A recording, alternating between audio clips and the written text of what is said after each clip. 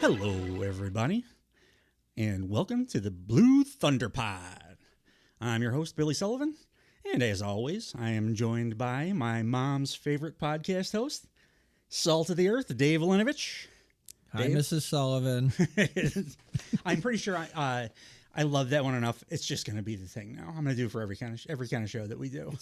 It's a great tagline. It's factual. Yeah, well, it is. Yeah, and the best material comes from a place of honesty. I mean, like, not even a joke. My mom, like, the first podcast that we recorded and I played for her, she was like, "You know what my favorite thing is? The little." She said Nick because she thought you were Nick, Dave's brother. Yeah. Sounds exactly like him. And she's like, "I love when Nick says like the little jokes kind of quietly in the background." So I was like, "That's what you like the most?" Yeah. Not like when in our first episodes, like I was talking like 95% of the time because I didn't know how to scale it back then. So I'm like, "Oh, great." So like the only thing you didn't like basically was the vast majority of the show, which I'm talking. I mean, you got that Irish Catholic guilt for a reason, so just pile on, Mom. My mom. Oh, by the way, as we're gaining some success, my mom is like, "Oh, maybe you can get on the radio now." And I'm like, "Why? So I can take a step backwards? Go be an intern for 10 years and then like maybe make $20,000 a year. If we can get Polydent as an advertiser." Yeah, it's good. Like, Hover around takes me where I want to go. It's okay.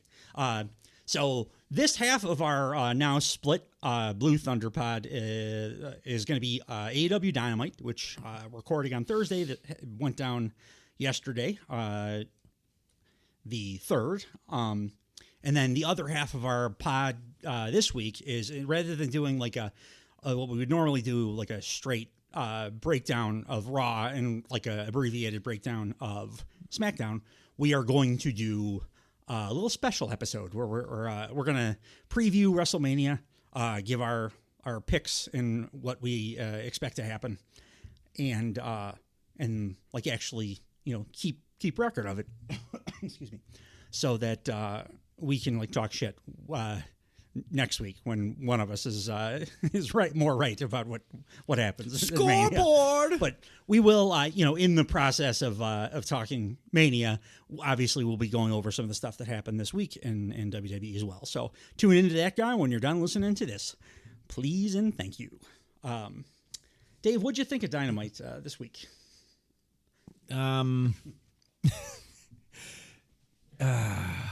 So, like as usual, matches were fun, and the in between stuff, which I'm just like, you're calling everything now. Like even when I watch like concerts, I'm like, hey, they played the songs really well, but the in between shit, like you have just embedded that in my brain forever. Yeah.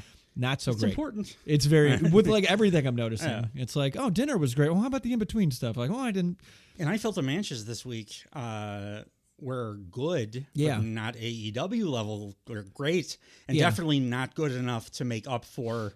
There was only a couple bad things really on the show, but they were terrible things, and you need great wrestling to make up for that. And they had good wrestling. And again, this was going to happen. You can't fire on all cylinders all the time. You just fucking can't. Plus, if you're going to have a stinker, like Mania weekend's probably Did you see that their week is probably the week to do it because no one's paying attention. And they're pushing Collision back by like to what, 10 o'clock or something like that. Push it back a month. They should preempt it with the Westminster Dog Show this week. Oh God, remember how bad that sucked when you tune in for Raw and the fucking dog show comes on back then, and the goddamn dog show with that like big like fat wimpy looking guy in a suit running with a fluffy stupid dog. Yeah, I just wanted Stone Cold to like run out onto the floor, AstroTurf, and like Stone Cold Stunner every single one of those people. Those like how did they never do that? That's a great fucking that's a built-in angle. Like no one would have seen it coming. We're all just commercial too for Raw, like an Attitude Era commercial. Yeah, Stone Cold beating up dogs. Yeah, or stunnering the assholes that run around with the dogs, and then like him drinking beers and like hanging out with all the dogs that he stole from the rich assholes. That'd be a good. Did I ever tell you when my dog got drunk? Which dog are we talking about? Turbo. All right. Yeah. Giant Rottweiler. Turbo is awesome. Awesome dog. Yeah, giant purebred Rottweiler male. I forget, either me or Nick, my brother, we were having a graduation party and there was a keg. And when people would get beer from the keg, you would get those little drips that would come off the keg. Eventually, those little drips accumulated into a pool. Turbo was lapping up the beer because it was delicious. Like I have a weird sense that I was there for You this. were, of course, you were there because I don't know if it was one of my parties because I know for a fact like you guys were like the keg guys, right? So, but regardless, Turbo slept for 2 days. Yeah. Like we're like, are you alive? And he's like, I'm just having the greatest time of my life. That's but, awesome. Yeah, we got our Rottweiler passively drunk. So Probably took quite a bit for him because he was like 200 pounds. big boy, Big monster. big boy. Yeah, this show was not very fun. They did some like they peppered in like one or two things that I'm like, yes. There was a couple awesome things. Yes. Not necessarily matches even. A lot of like, cringy stuff and like, and they're just building. They're just building a dynasty. Like, okay, so the way the show kicked off was, I think, both good and cringy. It was like both of those things simultaneously. Was Adam Copeland comes out, doing his like, locker room leader thing. I think it's a bad idea to respond to a like interview that's outside of your company at all, but I do understand why a guy like Adam Copeland would want to come out and be like, no, AEW's awesome. Like, I came here because I want to. But the thing is, everybody that was already at AEW fucking knows that it's awesome. Yeah. It comes off kind of bad when the new guy's like, oh, no, it's okay, guys. It's awesome because I'm saying it's awesome. Yeah. I'm Edge. I was in WWE for a million years. So, like, it's true that it's awesome because I'm saying it. Yeah. When in truth, it's like, the Bucks and like, Top Flight and FTR and all these guys have been for years are like, yeah, we fucking know. That's why we make the show the way we do. Yeah. We don't have to respond to everything that guy says. And what they were responding to, in case you did not see it, is CM Punk gave an all-timer interview on the MMA Hour with I wanted to watch it, but I had a little time and it was 2 hours long. Oh, yes. I watched it, rewound it, wrote down as much, and we're going to cover this interview that CM Punk did in the WWE episode. So if you want to ping pong back and forth, and this episode probably going to be a little short for because there's not much to praise. But again, it's a WrestleMania week. Dynamite, yeah, so. But part of the CM Punk interview is he goes in. I don't think he went in. There's as much as I'll say about it now because I have a lot to say about it in the WWE episode that we do. I don't think he went into like disrespectfully. I think he said it as tastefully as he could. But I mean, he's a great talker on a very surface level, and we'll go dive into in the other one. He doesn't like AEW. Let's just say that. Well, but that's the thing. And my biggest takeaway was just from reading parts of it was he contradicts himself like about 1,000 times. He doesn't like AEW, but he also loves AEW and had a great time working there. Yeah, both of those things were said. And also he like all for workers' rights and guys being guaranteed, but guaranteed contracts also ruined wrestling. But he said, and we'll get into more of it down the road. But like we'll get to it more down the road. But CM Punk had a lot to say about AEW, very candidly in a not kayfabe way. It was just him talking. But like again, that might not even been accurate because he said some things where I'm just like, are you working this here? Yeah, but he's always kind of working. And he talks about that, like so much to talk about. We should probably because now I just really want to talk about that. Yeah, but anyway, Edge. There's like I said, there's not a whole ton to talk about. Edge goes to address this, and like you said, this was not the right thing to open your show. This is like when The Rock came out after Austin quit, and he's like, "The Stone Cold took his ball and went home," and we're like, "Whoa, yeah, that's a big." And you know what Edge big felt deal. like this? Like I guarantee he felt like he was doing the Moxley promo that he absolutely was not doing. Yeah. When Mox had to come out and like cut everybody's hurt, and Punk was like left or whatever. Another example. And then Moxley came out and was like, right the ship, and it was like true leadership. Yeah. One of the reasons I fell in love with the guy. It was awesome. Yeah. Edge definitely thought he was doing that. His heart was in the right place. Okay. But you can't be the new guy like validating AEW. Like No. everybody's just gonna roll their eyes at that. I love what he's done. I like Adam Copeland way more than I liked like the last Edge run. The last Edge run sucked. It did. But like, Adam Copeland's pretty good. Like I did see that he was doing an interview where like they had to severely rush everything he did. Him leading the Judgment Day was supposed to be a very long thing. Yeah. But then who went down? Cody went down, and then somebody else, and then Orton went down. I thought they just decided they didn't want Edge doing it. No, he said like this was going to be a slow burn, and he's like, we need a top babyface. Cut his hair for it. That's a bummer. That's why he did it. He said. It was actually pretty smart, like, and it kind of made me respect like all his decisions. He's like, okay, if I come back and I'm going to be a bad guy, I can't do any of the things that everybody loves me for. So he's like, I cut my hair, I changed my music, I changed my gear, And I'm like, oh, you're right. I didn't like you in this role. Yeah. Like it felt like cringy, like he was trying to like be the the elder goth, like at Ozfest. Like when Becky Lynch was doing like cosplay before she figured out who she was, and she was doing like what's the video game? The Sony PlayStation Tekken? No. She dressed up like in a steampunk BioShock? The game where you're a lady in the future and you're shooting arrows all the time. Horizon Zero Dawn. She did cosplay for Horizon Zero Dawn. Gun to my head, I would have never gotten. That's what Edge felt. I was about to say Bomberman, because the guy that like has been around in like working in wrestling that long, knows who he is. So when he tries to do like too gimmicky a gimmick, it really comes off as like, oh no, you're cosplaying. It was tough, but yes, to long in a very roundabout way of us getting there. I agree with you 100%. His AEW run has been significantly better because he's actually doing stuff in his AEW run. And I am happy they were that neutering he's him in WWE. He obviously asked to do this promo, and like he said he did too.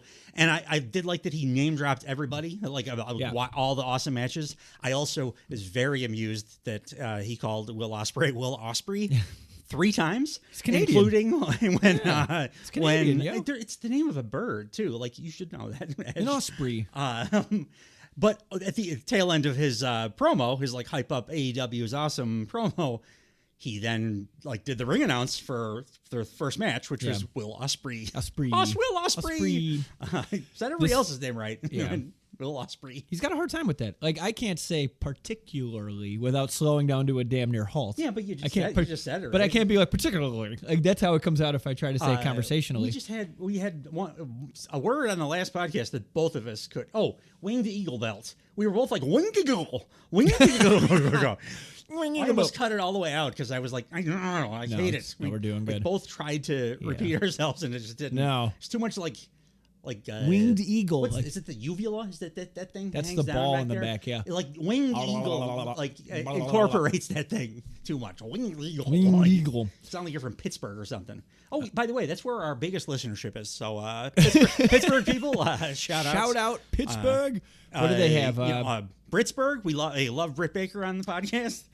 Last time, maybe not the last time, but one of the more recent times I was in Pittsburgh, I went to Picklesburg, which is an entire fest where they shut down the bridge. It's next to PNC Park where the Pirates play, and it's a pickle-themed everything. There's pickle beer, there's deep-fried pickles. For some reason, there was a Back to the Future 2 accurate DeLorean with a Mr. Fusion. Pittsburgh is like a low-key awesome town because like you think like it feels like it'd be like a Jersey, like East Coasty, but it's really like kind of Midwest. Yeah, and they have all kinds of like art stuff. Yeah, and like a cool community. Yeah, I'm not just saying that because we have a lot of listeners there. No, we're pandering. I'll pander. Yeah, sure. Yeah, I love Pittsburgh. I will not like Indianapolis or St. Louis. Like, sorry, guys, if you're listening there. Yeah, I will not be pandering to you. Indianapolis has one of the best German restaurants I've ever been to. Great children's museum. As well. You see, we're going for different reasons. Yeah. Speaking of pandering, I felt that Tony Khan at some point goes, Hey Edge, can you go out and? Oh no, this was definitely Edge. This was like Jack Reacher. Watch this, kids. I'm gonna go do a thing. It screamed of Tony Khan insecurity. Like, can you go out and make me? I agree, insecurity, and him saying like, "Sure, buddy, you can do that. You can do whatever you want." Yeah. When he should have said like, "You know what, man? Let's not address this. If we're gonna, we shouldn't address it at all. No. And if we're gonna, we should probably have one of our like, EVPs or like one of our longtime guys talk about it. Genius. I didn't think of that. Make the Bucks bigger heels by addressing the fucking big bad in the room. They did shout out Jack Perry in this episode. Yeah. So that I guess but he's not coming back. No, he's in New Japan now. Yeah, he really wants out of that contract. So Edge comes out. Matthew referred to him as a scapegoat. Yes, which is copyright infringement because he's not coming back to AEW. He's not. What are you talking about? Okay, you're stupid if you think so. Edge comes out. He comes out with the TNT without the TNT title. He's just coming out. He's just being Adam. Yeah. He comes out and he's like, "I'm not coming out. I'm just coming out here as Adam." It's like even though you're Adam Copeland. You're Adam Copeland. Always, always and forever. Asks if everybody's having fun. They go, "Woo!" He said. By the way, it's a good time to mention this.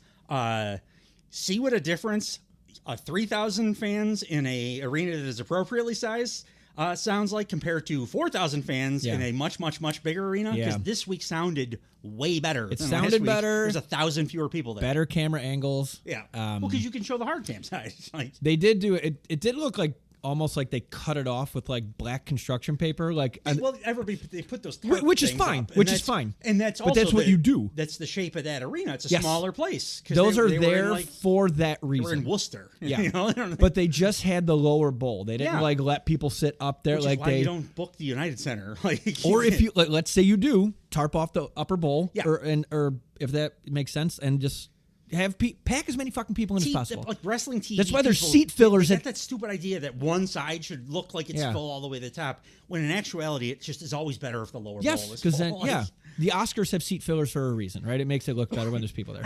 Dave, I don't think we need to talk about everything that Ed says. I would like to talk about some things that Ed says. Because he says some brief because I don't want. But he says some douchey stuff, and I wrote down the douchey stuff. There's been a lot of negative BS that's been spewed this week. Screw that. I want to talk about positives. If you're a fan of pro wrestling, it's a great time to be a fan of pro wrestling. There's a lot of positives right now. Okay, that's all true. It's all true. He mentions WWF. And the fans boo, and Edge has to remind them that the point, he's like, I'm bringing it up to celebrate this. Don't boo that. I'm saying which that I watched all of these things. I did love. Yeah. I did love that he said that. He's trying to like get rid of this tribalism shit. I love talking about all of this stuff. Yeah, but like booing just the name of it right away, it kind of disqualifies you from having a like well-rounded conversation about this whole thing. AEW, it's, wrestling is always like this, ebbs and flows. And the AEW fan is feeling a little shit upon right now because for the last year it's not been great. So all the worst of the community of WWE people are being pretty brutal online. Right. So I understand why their reaction would be like, I get it. Because these are also like the wrestling snobs, and they're tired of hearing like the sports entertainment people call them stupid. And they're living online. You live in an echo chamber. You live in you're arguing with people you can't see, and it just that's how heart attacks happen. Absolutely. AEW is where I need to end my career, which I'm like, oh, okay, Sting Part 2, which I don't hate. Like, that's fine. Yeah, I like what they're doing with him. I like his Jack Reacher ass old guy thing much better than what he was doing. Fucking hate his hair. Well, he should still have long hair. Edge's hair looks like the hair you get out of a vacuum cleaner after you vacuum your rug and you have like a blonde dog and like you just put it back on your 100%. head. It's like a dirty like clump of blonde. Golden Girls or something. He said, I will put that locker room up against anybody. I can face Ospreay, Omega, Hangman, Swerve, Joe. Ospreay. Excuse me. I can face Ospreay, Omega, Hangman, Swerve, Joe, Claudio, Moxley, Darby, FTR, Bucks, Buddy Matthews, you put a little Brody, extra on Brody Malachi, King, Brody King, Malachi Black, all first time matches, which I'm like, that's cool. That is awesome. And he said that. He's like, isn't that awesome? All first time matches. Cold open, baby. This is the most fun I've had this is the most fun I have had in my entire 32 years in pro wrestling, so I celebrate AEW. I don't fucking believe that for a second. Oh, I absolutely believe it. I absolutely do not. It's not like a success, but gets to do it's a creative freedom thing. He gets to do what he wants to do with his brother, basically his closest friend in the world. Because he didn't get to do that at all in WWE when Vince was there. Like everybody did what Vince said. Like TLC, baby. There were very few. He's responsible for an entire match. Like he pitched it, and then they did it, and then they booked it a bunch of times. Yeah. But like in AEW, this is a good example. Like if I want to go out and open the show with the promo defending the company, I get to do that. Okay, so are we? It's really a ton more creative freedom. Well, that's not good for everybody. No, being able to do whatever you want. We're just talking about whether Edge is having fun, and I believe he's having the most fun in his career right now. Yeah, he's like a Stampede guy. He likes all this, like the old school. I just can't imagine playing. Dude, not everybody's happiest when they are like playing for 100,000 most people. Famous. It's the reason that like a lot of those people kill themselves and stuff. Well, yeah. It's not you don't always want to be the Stones. Sometimes you want to be Guided by Voices. Whatever. But if Guided by Voices could sell out Soldier Field, they would be the Stones. They would do that like once, but no, they would. Bob Pollard. As someone who has played shitty rooms and played big rooms, I only want to play big rooms for the rest of my life. The reason I brought them up is because they specifically, like Bob Pollard would not want to be that. He's like super artsy guy, or like the Mountain Goats would not want to do that. And I think Edge is like an old Canadian wrestling Stampede guy, and at heart. and he's really having fun, like being able to bleed and shit. I think I think what you're saying is accurate in so much that he has more freedom to do what he wants now, and that equates to fun. Yeah. Well, okay. In that narrow example, column, Jon Moxley's having way more fun than he ever had in because his WWF. gimmick sucked. But also too, he could do whatever, and that's kind of that's the thing. All right, now that we're saying it, like everybody could do whatever the fuck they want in AEW, which is kind of not working cohesively for a lot of guys. In like 2023, it didn't. Yeah. When Tony Khan is doing his job, which he has been doing this year mostly, and when he did in 2021, you still had to pitch your stuff. He would usually give you the go ahead, and then once you were going to do it, you had a lot of freedom, like on the day. But you do have to pitch the stuff to him. Yeah. And when it's going extra shitty, I suspect it's because he's got like too many things, he's got too many jobs. He'll just be like, yeah, and that's when everything gets terrible. But lately, the last several months, 2024, it feels like he's been yaying and naying stuff. Right. So he does have like final say, and he's brought in veteran writers and stuff too. But it's still just way more freedom. Like they don't give you a script to go out and talk. Yes. Edge just went out and talked. And as Punk said, like some people need a script, some people don't need a script, some people like should use a script. Like it's different. It's such case to case thing. For sure. So yeah, Edge, who's been doing it for decades, I guess this is very different than what he's been doing. So in so much that's fun, but that's like in what's that Kevin Spacey movie? Where American Beauty, where he gets a job, he's like, I want a job with no responsibility after he extorts the company, and he just gets a job serving hot dogs. Like that? No, of course it is, because he gets to do whatever he wants. No, prior to him killing himself. He's working his ass off, though. He's like... Kevin Spacey? He's making hot dogs. No, Kevin Spacey's hamburgers. Like...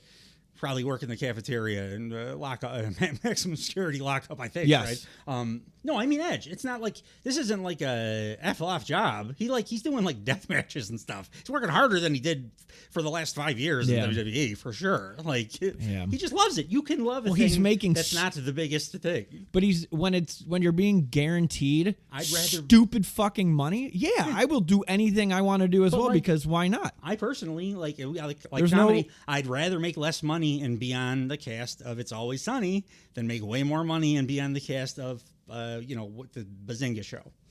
I would have more fun doing It's Always Sunny. Maybe. Even though it's not nearly as successful. Maybe. It's like dude. Maybe. I'm just saying, you're gonna turn down Big Bang, and this is where money is not every single person's driving force. In a creative, especially already multi-millionaire wrestlers. That's why it's not. Edge. They don't care about money anymore. But there are guys who it still would be the most fun he's had in wrestling, because he has autonomy now. Sure, that's it. Yeah, that's it. It's not just it, but that definitely was probably a big part of it. That's probably a part of it. He gets to do is deathmatch with his buddy Jay. No, I get that he gets to do. I get it. He gets to have all the matches that he wants, but I just can't. He's also taken care of money-wise. I can't gel the fact that he's having more fun playing to 2,000 people, giving impassioned interviews to a hard side of a camera. When they turn that fucker around, there's literally nobody there. Juxtapose that to him wrestling The Undertaker at WrestleMania in a football stadium. Sucks balls. We have established this. Then put him in whatever WrestleMania you want. You also got to remember, most of his career, Vince was there. Vince is like he is like the human embodiment of like an anxiety disorder. Sure. I think there are a lot of very successful wrestlers that were like never having any fun their entire times in WWF. It got way better now. Like, obviously, it's a better working condition now. But most of Edge's career was like under Vince, which is, I don't think, go back and watch some of that footage. It looked like he was abusive to everyone. Right. But everybody showed up to work. Yeah, because they wanted to be on that big show. It was a big deal. They wanted to please him too. Because that's what, megalomaniac, predators do. They make you want to please them. Right. We're not going to agree on this. We're not. But and it comes down to what our tastes in each individual show too. I would much rather be if I get a job working in wrestling, working on AEW, even if it was shitty 2023 AEW. Yeah. I would enjoy that just much, much more. Guaranteed money to sit at home and do nothing. No, I wouldn't be wrestling. I would be doing a ring announcing or something probably. Yeah. But I would rather just be in that like I like that vibe. I like that environment. And like, yeah, it helps that Edge is rich already, but like, Yeah. Darby Allin's not rich, and he's never going to go anywhere. He never got offered an AEW or WWE contract He because would when this one look came who up. went to WWE. Like AEW is not like the land of milk and honey. They lost 3 fucking monsters to WWE. And who has You know that those were specific situations. One was Jade? Cody. What was Jade? Jade was not an AEW wrestler. Like everybody knew that doesn't disqualify that she left. I doubt they offered her like half of what WWE did. She just didn't fit. She was not a fit for the company. Well, she was great, but she was made in she's that gonna be company. awesome. She was made in like by her parents and hard work. She's a fitness model. No, well, she's like awesome looking. No. There's people who have awesome. Brian Cage has an awesome body. He's not. But he's not stunning like Jade is. Jade looks like a superhero. Well, right. And AEW put her on the map. They gave her a giant winning streak to the point where everyone, when she went to WWE, everybody knew who she was. Yeah, and it was like I was cheering for Jade, and like I'm happy that she like got a lot better as it went along. But like the general tenor amongst the AEW fan base was like, oh yeah, Jade's doing well, and like we're glad that like she got all this exposure, and people turn around on TV, and like everybody that's not a wrestling fan is like, oh my gosh, who's that woman? Yeah, she's amazing, but like it's not really working out.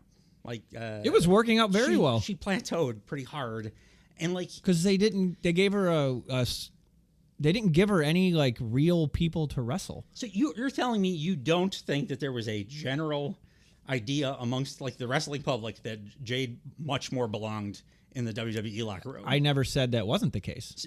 That's all I'm saying why. is it wasn't like no. What my base argument is, Edge is pitching this as like, look at all these great people who have gone. They've seen the errors of evil tyrant Vince's WWE. Well, I don't remember. I blacked out. I think what our fundamental disagreement here is, and we're probably not going to come to a meeting of the minds on this one, is unless you correct me if I'm hearing incorrectly, but you seem to like fundamentally believe that working in the more successful company would automatically make everyone happier, even if they were. No, not everybody, but there's a trajectory where you start in a gym. Oh, come on. I'm trying to pet the dog. I mean, like, Edge is a very specific situation. Sure. Okay, so look at his career. Like, you just mentioned Stampede, then he gets into WWE, and then he's, like, headlining WWE. Then he goes away forever. He goes back to WWE. Now he's just looking for... headlining WWE under Vince pressure and also having, like, all kinds of crazy, like, relationship stuff and all kinds of personal life stuff. That's a fucking him problem. Like, yeah, but still, that's keep your time in his life where he's not wouldn't be having as much fun, probably. He sounded like he had a lot of fun. He was just fucking around on everybody to the point where they got a guy fired over it. Yeah, it usually is not... It's usually darker stuff inside that's making you do that kind of. Well, yes. So that's a very specific Edge problem. Yeah, but sure. like we're talking about a very specific Edge right now. Yeah, but I can't talk to his. I'm not his therapist. I have no idea. I don't know at all if he's telling the truth or not. But I can absolutely see a world in which he is telling the truth. But what I'm getting at is he was constantly going up. He went away. He went back to WWE, and then he's just like, now what? Now he's just like. It's like when you're a millionaire and you're like, what even makes me happy anymore? So now he's just going off to the land of vanity projects, which is AEW, which you get to do whatever the fuck you want with almost no restrictions. So yeah, it makes sense that he's the here. restrictions are if you suck at it, you'll fail and then you'll be off TV. No, but he's a name, and it doesn't matter if he doesn't suck at it. He did it right the very first couple of days or whatever, but he's a pro, so he was able to pivot, and that probably makes it fun for him too. It's a new challenge for the first time. It's just something different that he hasn't done in forever. Yeah.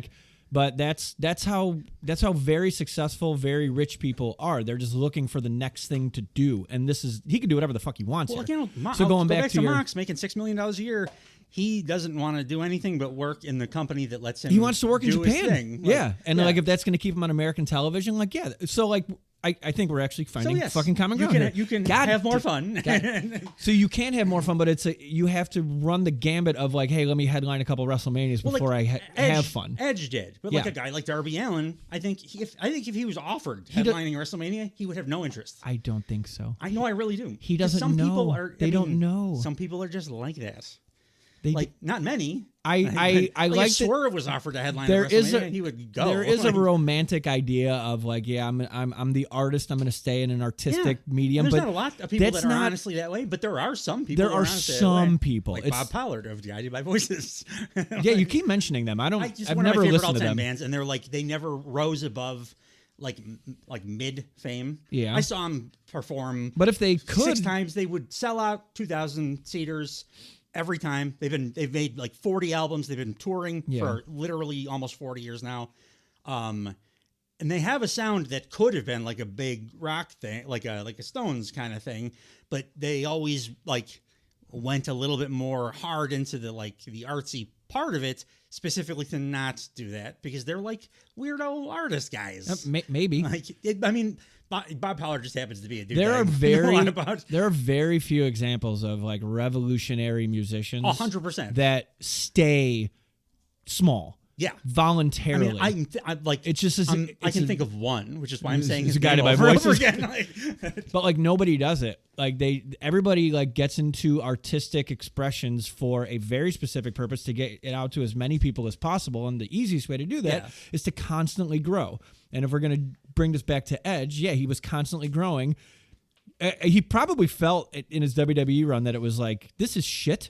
Let me go do something it's easy to come down the mountain when like no one likes what you're doing and you go, oh, my friends are over here. It probably matters, like when you're talking about growth, it probably also depends on how much the individual performer considers like in-ring performance, the growth of that. Yeah. Because that doesn't happen in WWE. No. It's performance center stuff. They want them to do like, there are people that break free of it, but like Cody doesn't do it, but almost everybody just has to do that performance center, like the newer guys do. This. But like most of the television is that way. So you do not grow as a performer in that way. You do grow very much as a performer in every other way of being a professional wrestler. Yeah. But if you're like person like Moxley or like even Danielson, I wouldn't say that I don't even think he prefers one over the other. I think he loves both. But a guy like Moxley or whatever, who they really cherish that like grinding it out and learning new things about like a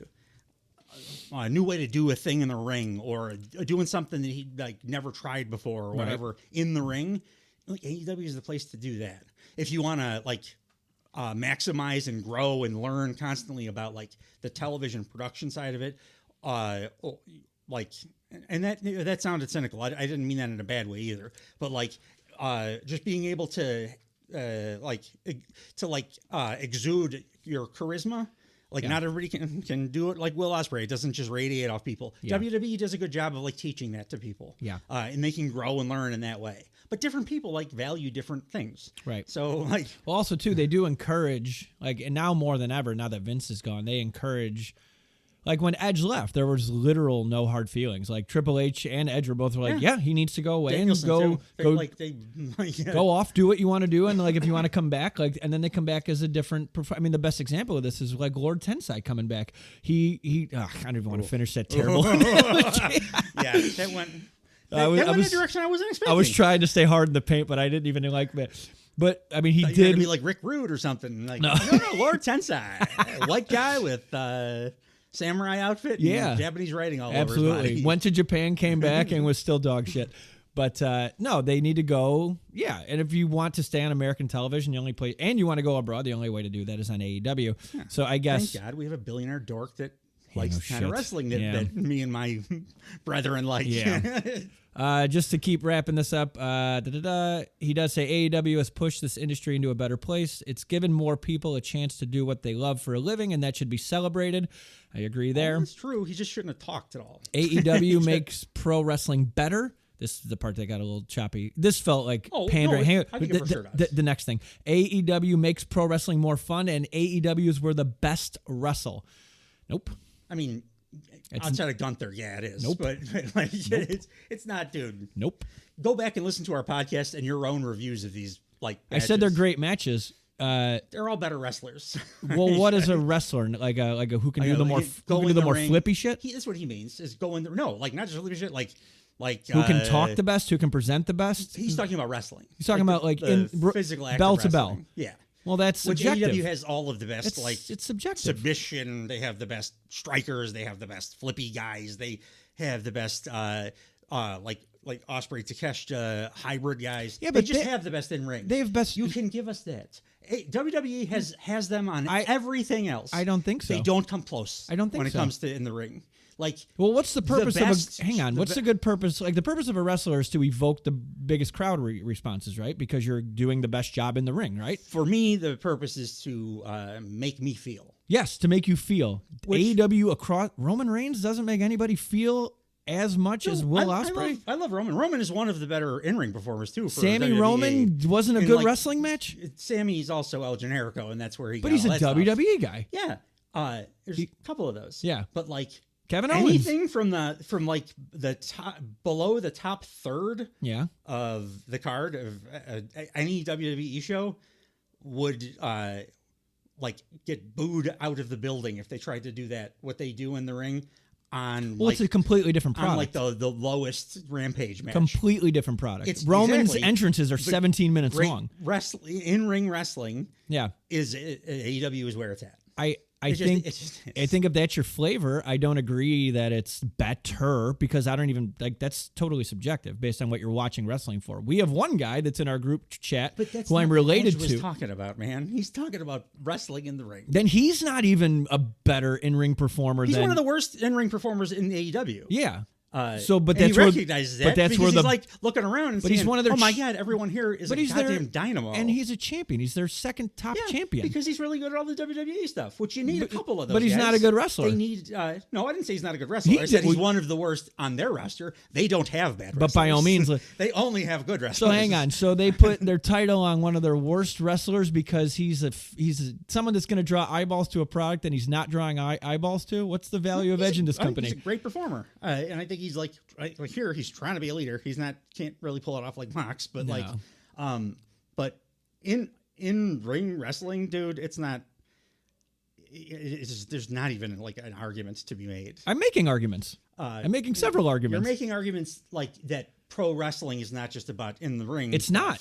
I agree with you there, but that's not what Edge was talking about in this promo. He meant like the wrestling. So who can do the best? Who can do the best tope suicida? You know, that's not what. How much have I talked about the in between the move stuff in the ring? Yeah, the AEW performers are just much better at that too. Some of them are. Some of them. I'm talking about on average. Yeah, they are far superior to the roster on all three brands of the I don't know. Like, sure, you get Roman like. Okay, like their top guy for the last. Well, who's years okay? Who's the top guy? Sammy, okay, let's KO. no. Let's compare. Like Roman's, let's say top guy in WWE. Who's the top wrestler in AEW? Will Ospreay. Okay, right now, when MJF comes back, he'll be the biggest draw because he adds 150 to 200,000. So Will Ospreay is a better wrestler than MJF, even though MJF had the best match of last year. Last year, yeah, they're both incredible wrestlers and very different styles. And that's my point. It's different, but they're both in ring like they're different geniuses. Yeah, so is Roman. They do, and Roman is too psychologically, and like KO is, and Sami Zayn is, and so is Drew McIntyre and Seth Rollins. As much as I fucking hate him, like pretty good in the ring. He's with the right partner, he's awesome. Yeah, but like that's just a handful of guys. I think it's just Captain Sean Dean is fucking super awesome in the ring. Yeah, and he can barely get in the ring, and he can get fired tomorrow, and no one would give a shit. Because he's done nothing of substance in the company. Yeah, nope. They beat House of Black last week. Yeah, but House of Black is. I know. I really do like I like pairing those two up and giving them a tag team because that was the right thing to do. Because Captain Sean Dean does not have any personality. No, we should probably keep talking about the show. Although he did one of my favorite, the CM Punk MJF, the greatest feud of all time. My favorite story in the history of pro wrestling. Yeah, Captain Sean Dean was the guy that Punk kept setting it up, so he kept beating MJF by like shenanigan-y ways. Right. It was making MJF lose his goddamn mind. So he always has a place in my heart for that. And he's from Chicago. So. Yeah. Oh, okay. But like some brownie points there. We can agree. If we just look at overall performance, like all of it together, I'm not going to agree. I would say they're like on equal ground. Oh, you will agree. But who doesn't better flippy shit? Like, I really don't like the flippy. That's the cornet in you because we just talked about how awesome MJF is, and like 99% of his matches. I think MJF's the best It's like him and Daniel. I think the guys in AEW who don't do flippy shit are the best wrestlers in the company. That's why who like he's known for flippy shit, but 95% of his matches are like chain wrestling. Darby Allin. I don't see him as a flippy shit guy. He doesn't throw Hurricane Rondas and stuff, Well, and that's like Spanish fly. But no, like that company's so flooded with guys that are doing top rope, who gives a shit moves, and this is going back to like the more you dilute each match with the same shit, it doesn't mean anything in the long run. That's why when Darby wrestles, and I really don't like, who the fuck was it? Somebody did a Stun Dog Millionaire. I think Ospreay does it now. And I'm like, don't do that. Darby does that. Like, stop it. No, stop it. Like, you do enough shit. Again, this is one we're not going to agree on. Like, the sanctity of individual moves, I really could not it makes any less about it makes this. A moveset like, special. I don't care about it. Well, then everybody's interchangeable. No. Yes. They all wrestle like their own ways. Like I very much recognize, but not. It's just like I don't equate it to like the finisher or the setup move. Right. It's like the way that they do it, and the way that they lay the match out, and the way that they attack their opponent. Like that's the thing that is defining to me of like a great AEW wrestler. Right. I don't care if everybody like does what outside of the two protected finishers, because that's kind of cool having a couple of them. Yeah. I don't care if everybody like apes everybody else. So if every match it looks different, if every match did a Stun Dog Millionaire, you would feel anything by the fifth one. All of them would. None of them would look like the Darby one. But that's my point. Yeah. So the Darby one would still be special because the only guy that can do it like Darby Allin's Darby Allin. But then when he did it, you'd go like, 4 other guys just did this. No, I wouldn't. I'd be like, God damn, that's an awesome Stun Dog Millionaire. I would. I can't look at these matches in a vacuum. Like, you got to look at it as a whole show. Will Ospreay throws a hook kick. 500 million wrestlers throw a hook kick. I've never seen anybody do that. It's that hook kick? No. Your boy used to do it. Who? HBK. Not regularly, but it was in his moveset. What, 30 when he was doing the teardrop suplex? It might have been, but he definitely was using that. But I've seen a ton of like Japanese guys and stuff use it, but I've never seen anybody do it like Will Ospreay. It's like a different thing when he's doing it. I've seen a lot of people do rolling forearm / elbow strikes. But I certainly have never seen anybody do it like Takeshita.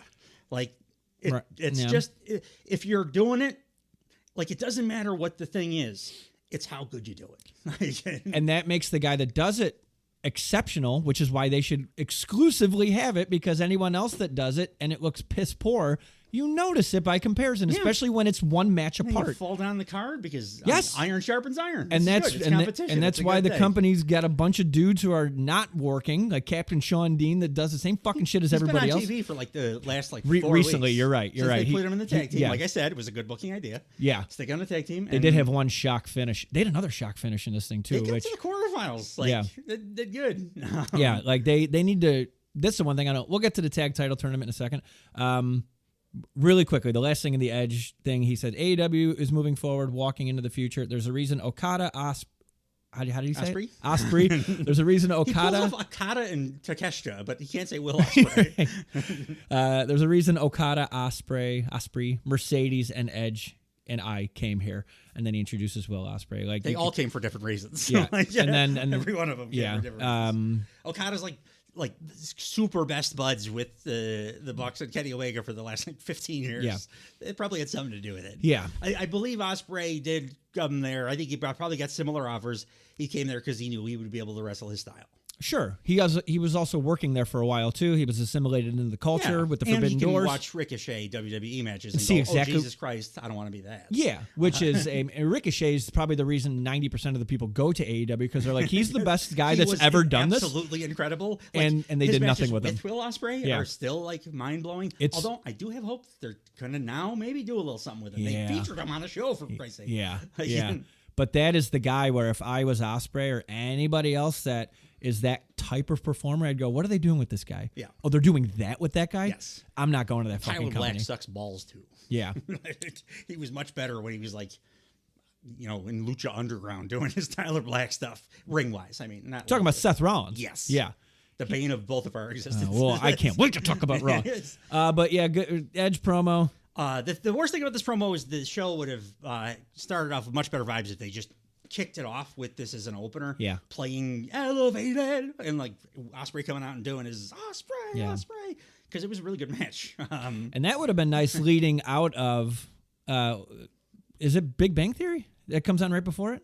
Yeah, I've seen the entire like full series catalog of Big Bang Theory in 6-second intervals. So coming off of the lead-in, like, yeah, let's have Ospreay at the top of the hour. Make him special. When AEW's doing what they're doing right, they kick the shows off with like the best shit ever. And Will Ospreay's the best thing you could do. Yeah, this was like a cool. Like, how many different kinds of dudes is he gonna like show us that he just can do? He can wrestle anybody. I did like that they put so it was Will Ospreay against Will Hobbs, what they called the Battle of Wills, powerhouse, which I liked.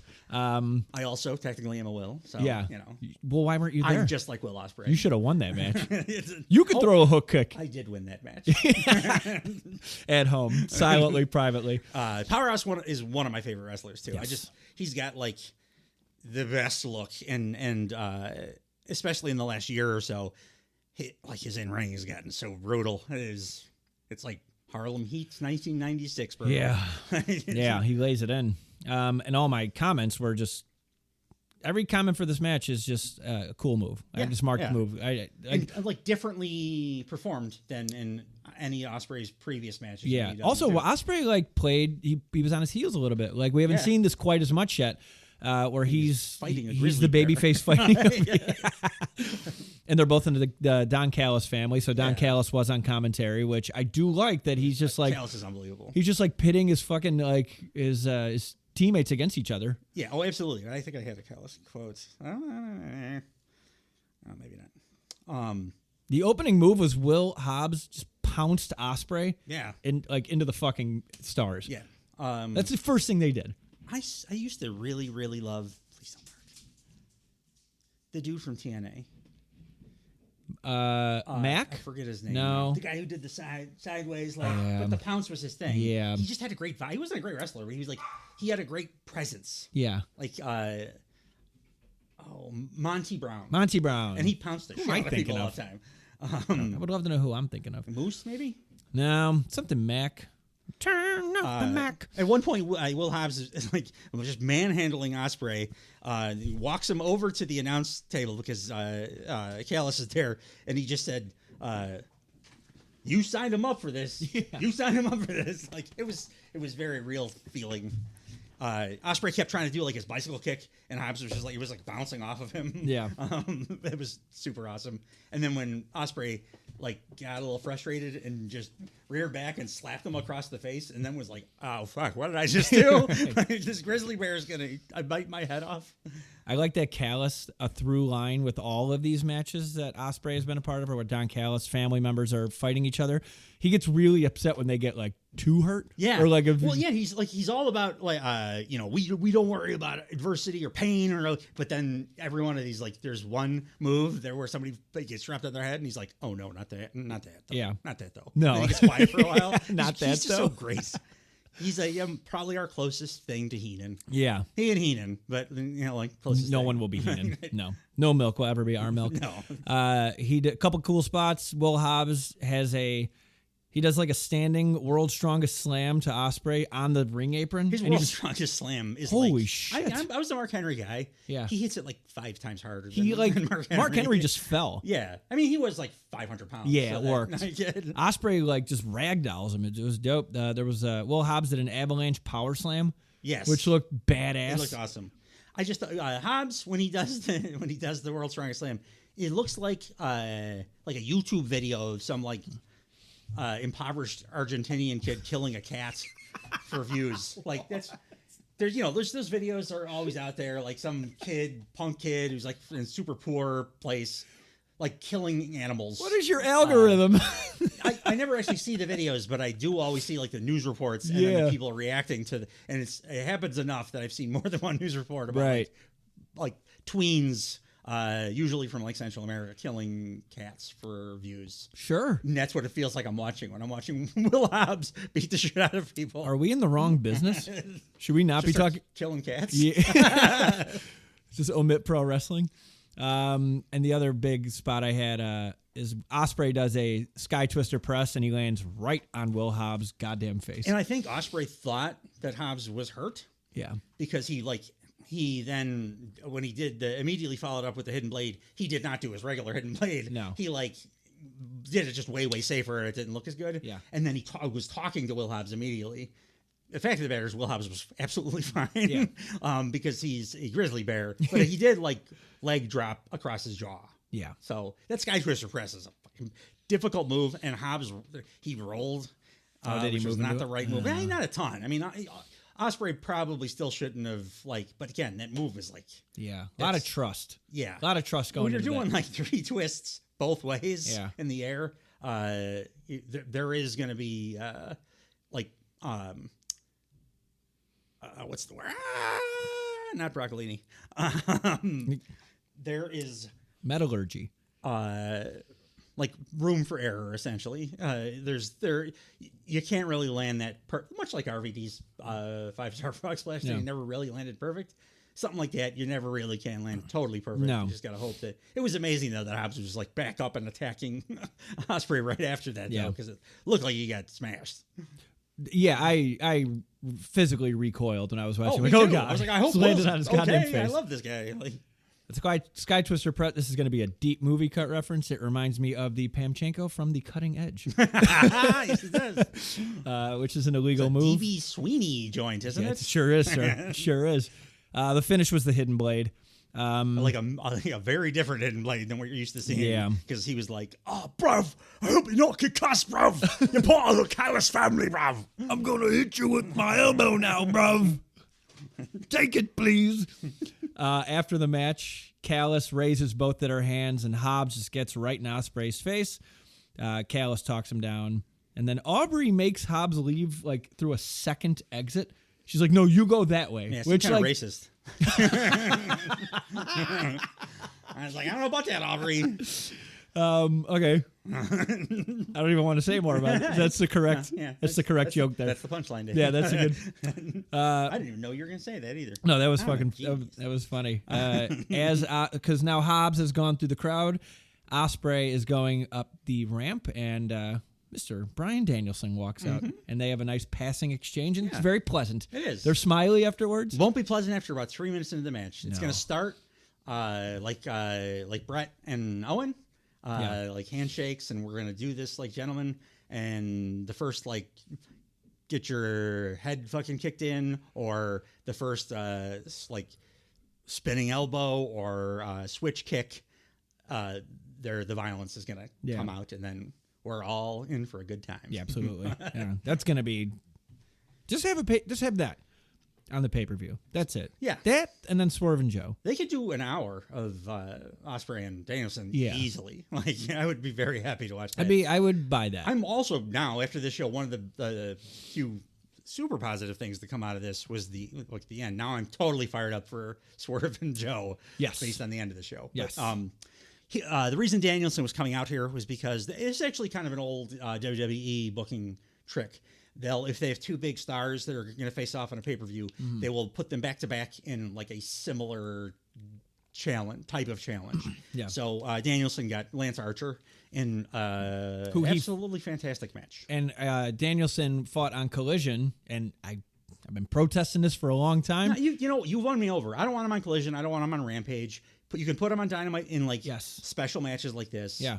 Yeah, you're right. I don't need to see him like rolling around with No. Wheeler Yuta The anymore. the only upside of the Collision 6-man is he was in it and then he was out of it. Yeah, like he wasn't really a big lot. part of it. Like, and I'm okay with if he's got if there's like a really young wrestler that he feels like he could do a lot with. Yeah. Give him a match, but do that on Dynamite and make it feel big for the young Make it a guys, too. showcase. Yeah. Yes, nobody's fucking watching Collision, especially this weekend because we will be watching. Everybody's going to be watching Mania. Like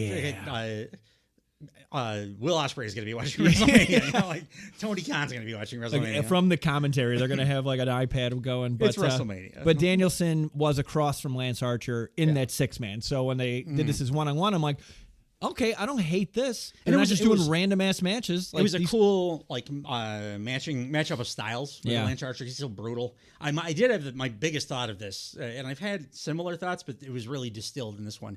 If Lance Archer had been given even one of the 5 opportunities that Wardlow has been given in his time with AEW, he would be a upper mid-carder. Absolutely. He's still good. He's still believable every time he wrestles a match, Yeah. even though he loses all the time. Yeah. So imagine if he was offered that brass ring that they keep trying to give to Wardlow. Yeah. He would have grabbed that motherfucker. And he wouldn't have cut his hair to look like a douchey kid that goes to the gym at 5 o'clock.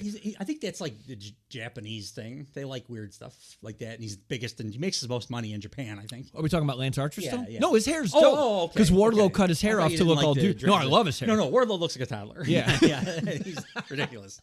He looks Looking ridiculous. for where's my binky, Adam Cole? But like, if he starts bitching about his booking ever again, Tony Khan just needs to keep an 8x10 picture of Lance Archer and just hold it up and show him, like, this guy. You know what he would have done with the shit that I gave you? Yeah. Like, do you think Lance Archer would have had a nothing match against Samoa Joe a couple weeks ago? That would have been fun. Would have been like a banger that we were gushing over on the podcast. Like, yeah, that would have been fun. Yeah. Because this match was fun, and Archer got a lot in. Yeah, he did. This was because he's a believable monster. It was a pretty unbalanced squash for a majority of the match. I mean, in the previous match, Hobbs got more offense in too. Yes. And that's a mirrored thing. It was cool. It's how you make a strong heel and a baby face in peril. Like that's what they did.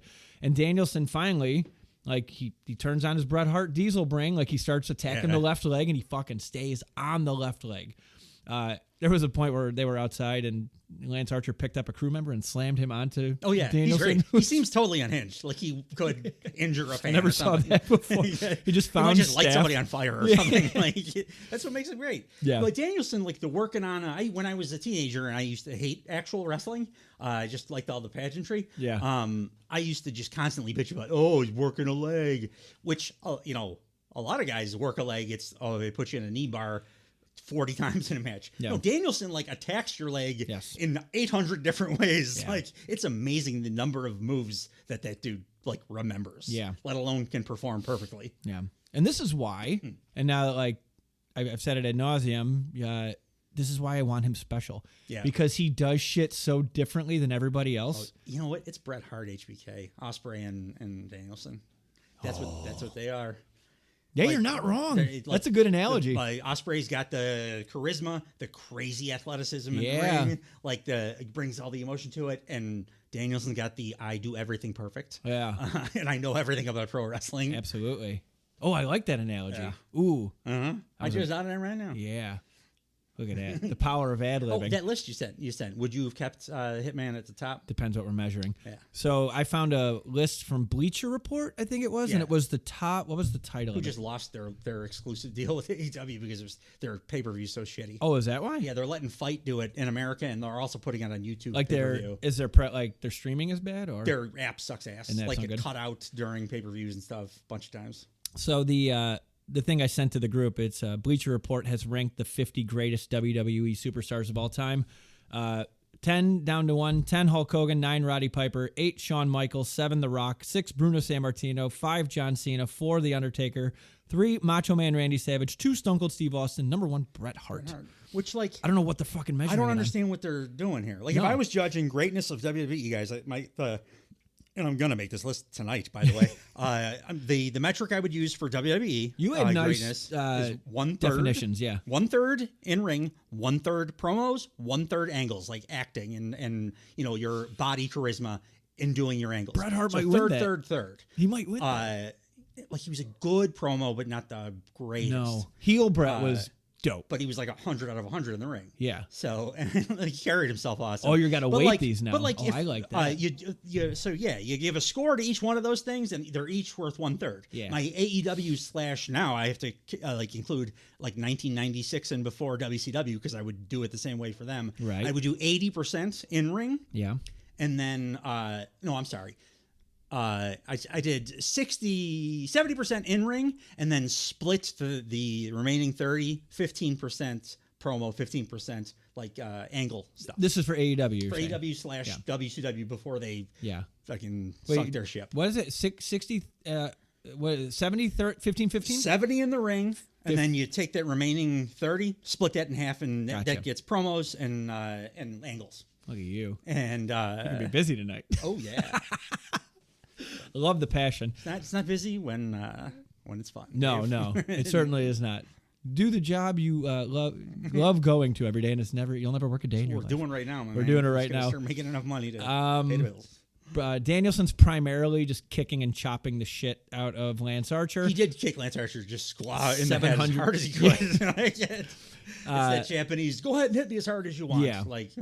Which I still don't get, but hey, wrestling, Lance Archer is about to do his old school move, and then he falls. You mean the one that's much, much better than the Undertaker? 100%. And Danielson trips him up, and Archer lands. Not only does he land on his left knee, but his foot gets caught under the middle rope too. I'm like, I don't know if that was on purpose, but if it looked, I'm like, okay, this guy. And when he fell off the rope, he was clearly in pain, but he wasn't in the my leg. He was in the oh shit, did I tear something? The Adam Cole losing all the color in his face when he jumped off the stage. Which is how you legitimately would react to that. Yeah, usually when you get really badly hurt, you don't scream. You get really quiet. You go you kind of feel sick to your stomach, and you're like, oh no. Yeah. What is this? This doesn't feel like anything else. So hopefully he's okay. This match fucking ruled. Yes, it did. From top to bottom, I loved it. There is a reason that Lance Archer has historically been the first title defense that every AEW champion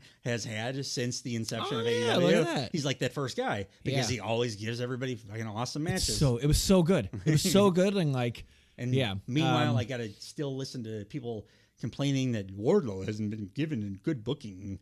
No. Lance Archer has not been given good booking. Let him have one of these. And things. now look at their attitudes too. Yes. Wardlow's been given the fucking moon. Really, he has. And he's crying about it all the time. Archer's been given nothing, and he comes out and is just consistently killing every match. Convinces everyone that he's a dangerous killer at the beginning of every match, despite him losing every match. Yes. And then puts on a clinic. Yes. In every one of them. He's just awesome. I feel like I should be doing this every time I agree with you. Big on the yes chance, by the way. Yeah. He is just fuck it, we're doing that. The finish of this was Danielson, three roundhouse kicks to the head, Busaiku knee, and then yes chance galore. Yeah, I do like that he's been bringing back the. I also like that. The first time he did it was that MJF one because that was so friggin' perfect. Yeah, but Danielson's I feel like he exists in this liminal state of he could just show up on SmackDown one day. He is friendly with everyone. Yeah. And it's okay that he crosses over his stuff. I don't care. He'll sometimes call himself Daniel Bryan still. Yeah. He just doesn't care about any of the war, nonsense, tribalism, any of it. He's above it all. And that's the guy I want at the helm of this company. Yeah, and I really do think he's going insanely good wrestler. Eventually. Ignore the tribalism. He seems very interested in doing it, and Tony Khan has just outright said, if I had to pick anybody to run my company, it would be Bryan Danielson. Yeah. And he keeps proving it correctly time and time again. He's the best. Dope fucking match. But it's hard to say because Will Ospreay exists too. Much like it was hard to say Bret Hart was the best when Shawn Michaels existed too. And vice versa. Yeah. What a time to be alive. Great time to be a pro What a time to be alive. And we get The Rock doing the greatest work of his career. And he doesn't even wrestle the match. CM Punk doing 2-hour abrasive interviews. It's awesome. It's great. But the cherry on top is we still get to hear from Chris Jericho. Yeah. We do. The next segment on Ramp was... So, Dave, I have a question for you. Yeah. Maybe I'm an idiot and I've been using this phrase wrong my whole life. But what is your definition of calling somebody out? Calling somebody out is when I'm having some sort of disagreement with them that they are not responding to necessarily, or I disagree with them so hard where I have to say, hey, I publicly would like to address. I would like to publicly address why I disagree with you, and that might lead to verbal or physical altercations. That's exactly my definition too. I don't know what Chris Jericho thinks a call out is. No. But he announced that he was going to call out Hook on Dynamite. And I don't know what it was that he did. They must have argued, right? They argued about something? Did they fight? They must have fought about something. They argued less than they did the previous week, which wasn't even an argument. It was just Hook had one throwaway line where he was like, I don't totally trust you because you're Chris Jericho. That was the closest they came to any kind of a disagreement. You're not wrong. Hook sounded great. Hook is getting better on the mic every week. He sounded like his dad. Yes. Here. I was like, oh, you got that now. Slow burn this son of a bitch forever. He's so young. Yeah. And like, Still needs to work on the working punches, but he's so young. he's got the charisma. He can talk Yeah. like his daddy now. His I think throws are insane. I think that's the big thing. He's got the charisma and he's got the Yeah. pedigree. And if he's got Taz as Mike, then Christ, sky's the limit. Yeah. I mean, it's one of the greatest of all time. I just really want him to start doing the beat me if you can, survive if I let you. I like the first time he does it, let him do it. Like get him in a real world title program in like 4 years. Yeah. And just drop that out of nowhere. And then just let him win the title. Like I can't let him. Well, of course. He has to.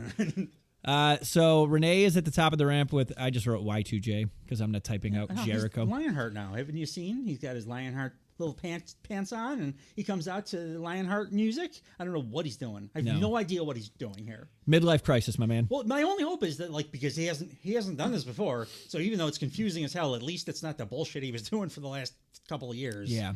But I'm very confused. I have no idea what he's going for. No. Especially after we watched, if you have not watched this week's episode of Turnbuckle Time Machine. Oh, wait, it's not going to come out until Monday. Yeah, we're dropping it. I should announce that, by the way, here. It's I think I mentioned it on one of the other podcasts, but our everyday drop for Turnbuckle Time Machine is going to be Monday mornings. Friday mornings for these regular podcasts, Monday mornings for Turnbuckle Time Machine, just to give you guys like a regular schedule. But sorry, continue. No, you're not. That was necessary, so people know. They call it housekeeping, and a little bit of housekeeping. That's fine. Before we start, we can do a little bit of housekeeping. Please turn on your Zoom video so we could see your bright and shining faces. 4th week in a row, no Moxley, by the way. good. I agree. As a fan. Beat it. Go on vacation. Oh, you said he's wrestling in like Mexico, right? Yeah. Yeah, his vacation is like a tack match in what's that, like blood sport promotion. Or like, he went to CMLL to do like a flaming tables match. But that's vacation for him. As long as he gets a Bahama Mama, then he's on vacation. Yeah. He could drink 75 Bahama Mamas. That white dude at the CMLL show when the female lucha performer it's more sexualized there. It's just something that is like okay and expected. Yeah. Like with the fans even. And a lucha lady like did a flip out outside the ring. She landed in the guy's lap and then or in his girlfriend's lap, and then she kind of did like a little mini lap dance. Yeah. And the guy slapped her on the butt. The only white guy in the entire 15,000 seat arena. And she turned around and hit him.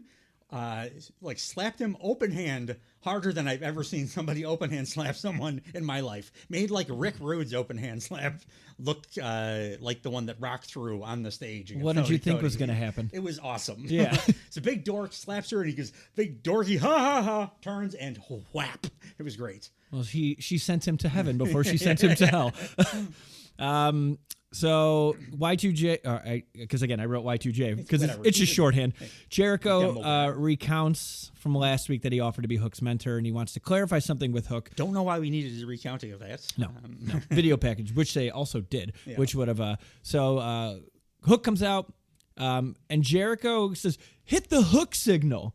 Like it's the bat signal. Shut the fuck up. It's like his stupid fist bump. He's taking a cool young thing and he's making it suck. Hit the Hook because signal. He's old and lame, and he says dumb. it in a way that now I'm like, oh, I liked that. Yeah. Jericho. Hit the Hook signal. Ruining things. I hate him. It's cool because you don't acknowledge it. You just do it. Yeah. And then he comes out and everybody's like, especially that crowd. It's cool. You don't say it on TV, you stupid idiot. Especially catering to your dork crowd. Yeah, nerdy crowd. Yeah. They're like, oh, nerd is the correct word, not dork. Yeah. But yeah, like they're all into comic books and shit. It's like, holy fuck, they got, we've made our point. Yeah. Jericho said, Hook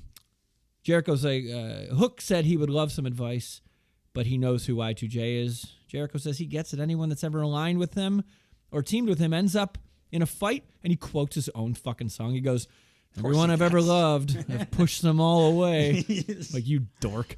He said the reason... Why is he talking like Jim Morrison now, by the way? He's like, everyone I've ever loved. Like, his whole demeanor is like... You mean Lionheart Jim Morrison? Yeah. The reason for that is...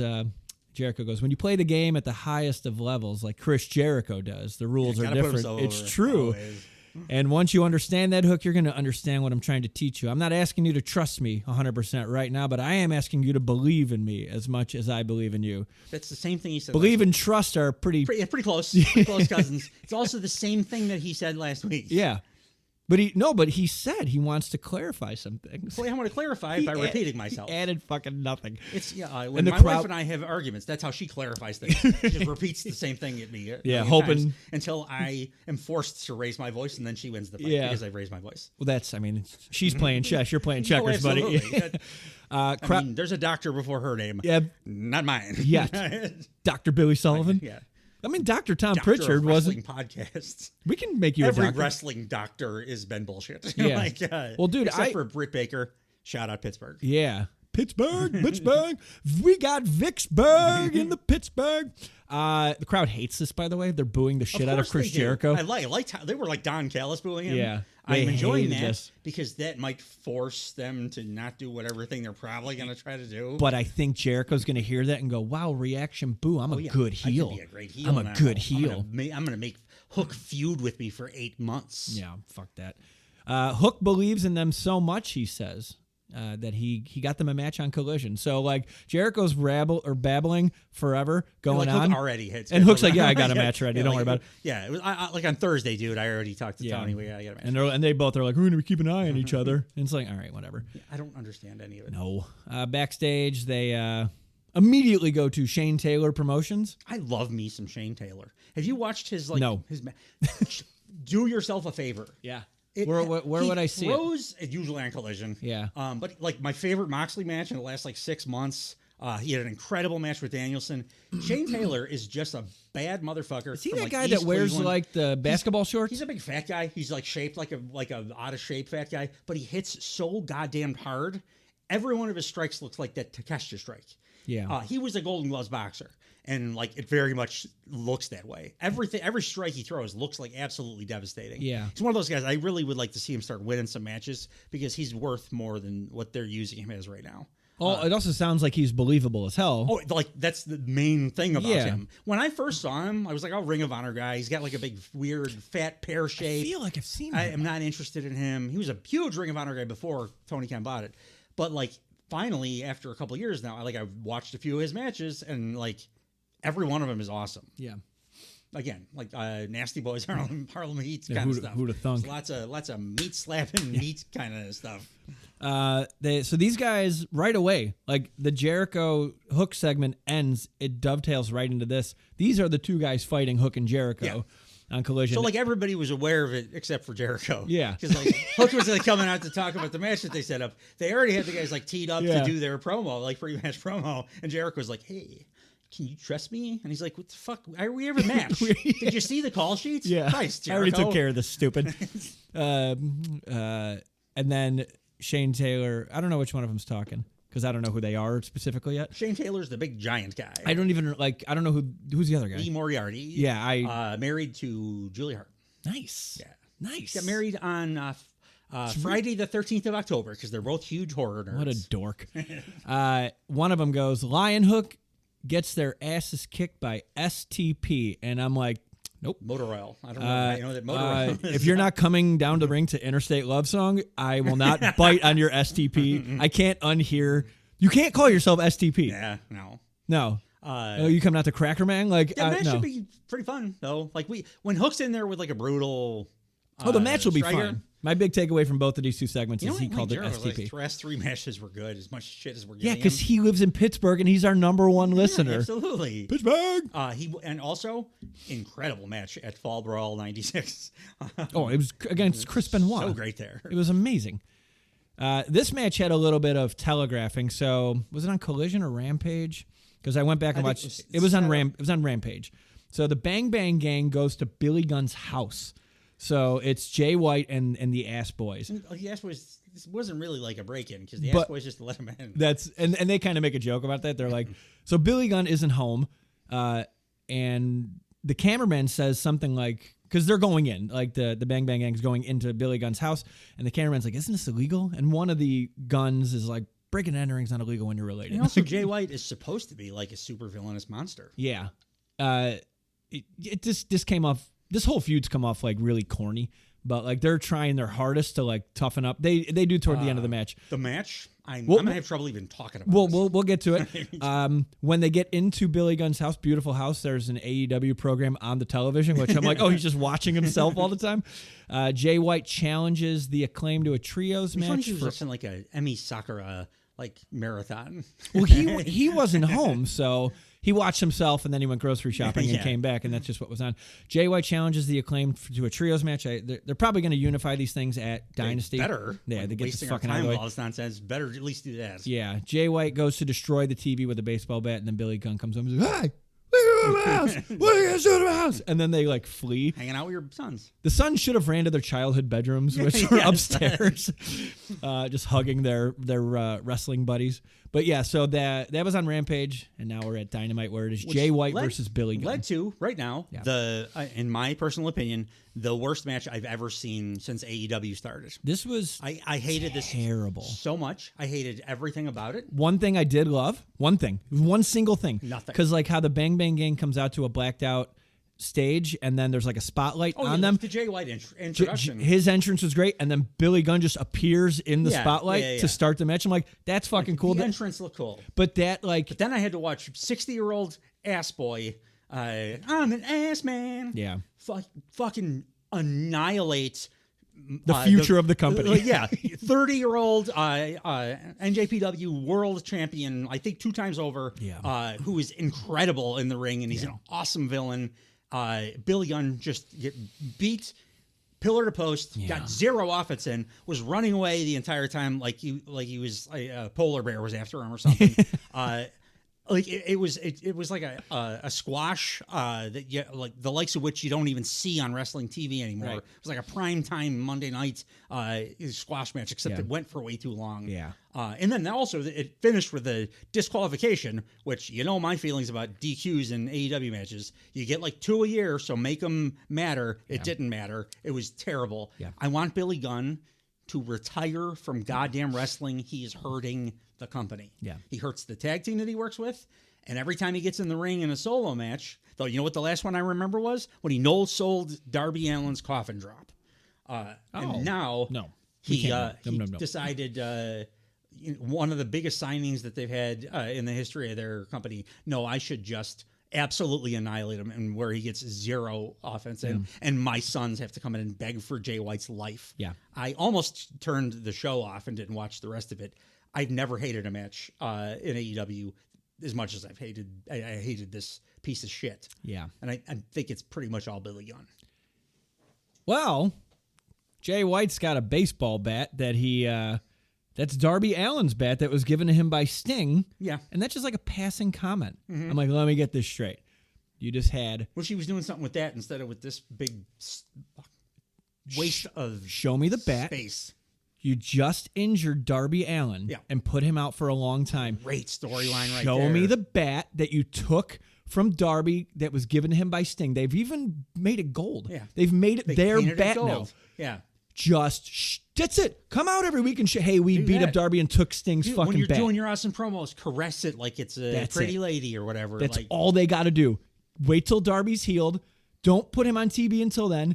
And then he comes back and he is going to get Hulk Hogan 1980s era pops. Yeah. Because now we have a fuck you versus a hero moment. Jay White, one of the very few guys that's able to really play a heel that is never going to be too cool. You're never going to cheer for him because he's just a real piece of shit. Yeah. He just seems like the kind of guy that would fuck your wife. Which they haven't. He's that kind of sleazeball. That's why he went to Billy Gunn's house. Abs. Yeah. He was trying to get some ass, man. What does Billy Gunn bring to this company? Well, what I just mentioned, and we just agreed that would be a dope feud. You know who was not a part of that at all? Fucking Billy Gunn. Yeah. He doesn't bring anything to the company. He was there to, I guess, give more face time to the Acclaim, but I want the Acclaim to be a two-person tag team. They were going to get over anyway because those guys have a lot of charisma, and we would have found something else to chant for them. Yes, because they're awesome. They're great, and they're great workers. Now we got Billy Gunn, and we put that together and made it a New Age Outlaws at the end of their career thing. I don't even get to see them wrestle anymore. No, I've been saying it for weeks. I never liked his vibe in the Acclaimed. He always kind of had I'm above it. I'm a WWE guy. I'm above this bullshit. Yeah. thing. Like, speaking of vibes, my vibe on Trent. Ooh, I was right about that boy. Yeah, you were. Yeah, as you say, I will be eating my own hat on that one because you were very side eyeing the camera. You were very no, but just we'll get to it. It's coming up. It's coming up. I don't want to talk about Billy Gunn anymore. So, well, there's nothing like. I don't want to say something real mean about him, which is the next thing that I'm going to do. They're going to. So what I hope they do is they give the trios titles to the Bang Bang Gang, and then I hope that Juice comes back, and then like it doesn't make sense to have them to have trios titles anymore, and then I hope they give it to the fucking who's the guy that does like all the finishers that I always bitch about. He's got the big dreadlocks. Nick Wayne. Huh? Nick Wayne. Oh no, Bishop Khan. Yeah, whatever. He does all the Attitude Era finishes. Give that group the trios titles, or put them on Ring of Honor. Rampage. Make it a Rampage exclusive. A Rampage exclusive. Like just let the tag team division be a fucking tag team. What I hope happens next is I hope Jay White burns Billy Gunn's house down. And Billy Gunn, nobody's hurt, but Billy Gunn is so distraught that he falls into depression and can never wrestle again. And the way Billy Gunn tries to put the fire out is he just crotch chops it from the curb, just hoping to get enough wind. And then not even crotch chops it because that's cool. He doesn't even do the crotch chop. He just does the look at my dick. Yeah, he points at like even when he was in DX, it used to piss me off. Like no, cross your hands. Yeah, that's what we all do. We're all the kids are doing this. It's D. He always did this. You have to make the X. With your hands. It's part of it. Sucks. It's DX. He couldn't even beat Kenzo Suzuki. No. Piece of shit. Oh, God. God. I need him gone. More than Jericho, by the way. Way more than Jericho. I need Billy Jericho's Gunn at least. Jericho's just annoying, but he can be kind of abusing with his nonsense. He's like that guy. Billy Gunn, at this point, I'm like, I hate you. Yeah. He's getting X-Pac heat. Yeah. Go away heat big time. He's like Jay White and Darby Allin. Talk about two guys that you don't want to like put under, for Christ's sake. That has when Rock and Triple H were doing like ladder matches for Intercontinental titles, like Jay White and Darby Allin has that vibe. Like, this could be incredible. It could prop up the world title. Like, it could be the thing right under that's like better than the world title picture. The TNT title into like what Gunther did. Good with the Lord, or something, just let these guys fucking cook. Get these old timey fucks out of here. Take Gunn Edge with you too. I kid. The fuck out of here. Edge can stay. He likes to stick people in the ass, though, Dave. Yeah. And then and then have some emotional heat. I forget what the line was. Exudes some heat. Yeah, that's how people understand that he's walking behind them. I think. Yeah. He's farting. Yeah, he's exuding heat. You guys don't know what we're talking about. Come Monday. Yeah. That was. No, I'm sorry. That was last week. That was last week's Turnbuckle Time Machine when we discussed the Great American Bash 2004. Also, another home invasion angle. We have that on WWE with AJ Styles and LA Knight. Like, could we fucking not? Swerve did it too. Like right before that. Yeah, could we? So, and then right before that, AJ Styles' house got broken into by somebody. Could we just not go to where people live? Yeah, it's, like, they're not there. I never liked that. They're traveling all the time. They had the thing where like Randy Orton and Bray Wyatt burned each other's house down like a million times too. Like. I never liked it. No. There's so many mosquitoes probably by that house too. It's just it looks like all the houses look like they're like the model house that you go look at when there's a new subdivision. Yeah. There's never real pictures or anything in it. It's stupid. The next segment, which this made me actually, I'm like, this is actually good. This was really was great. Not what you're gonna say.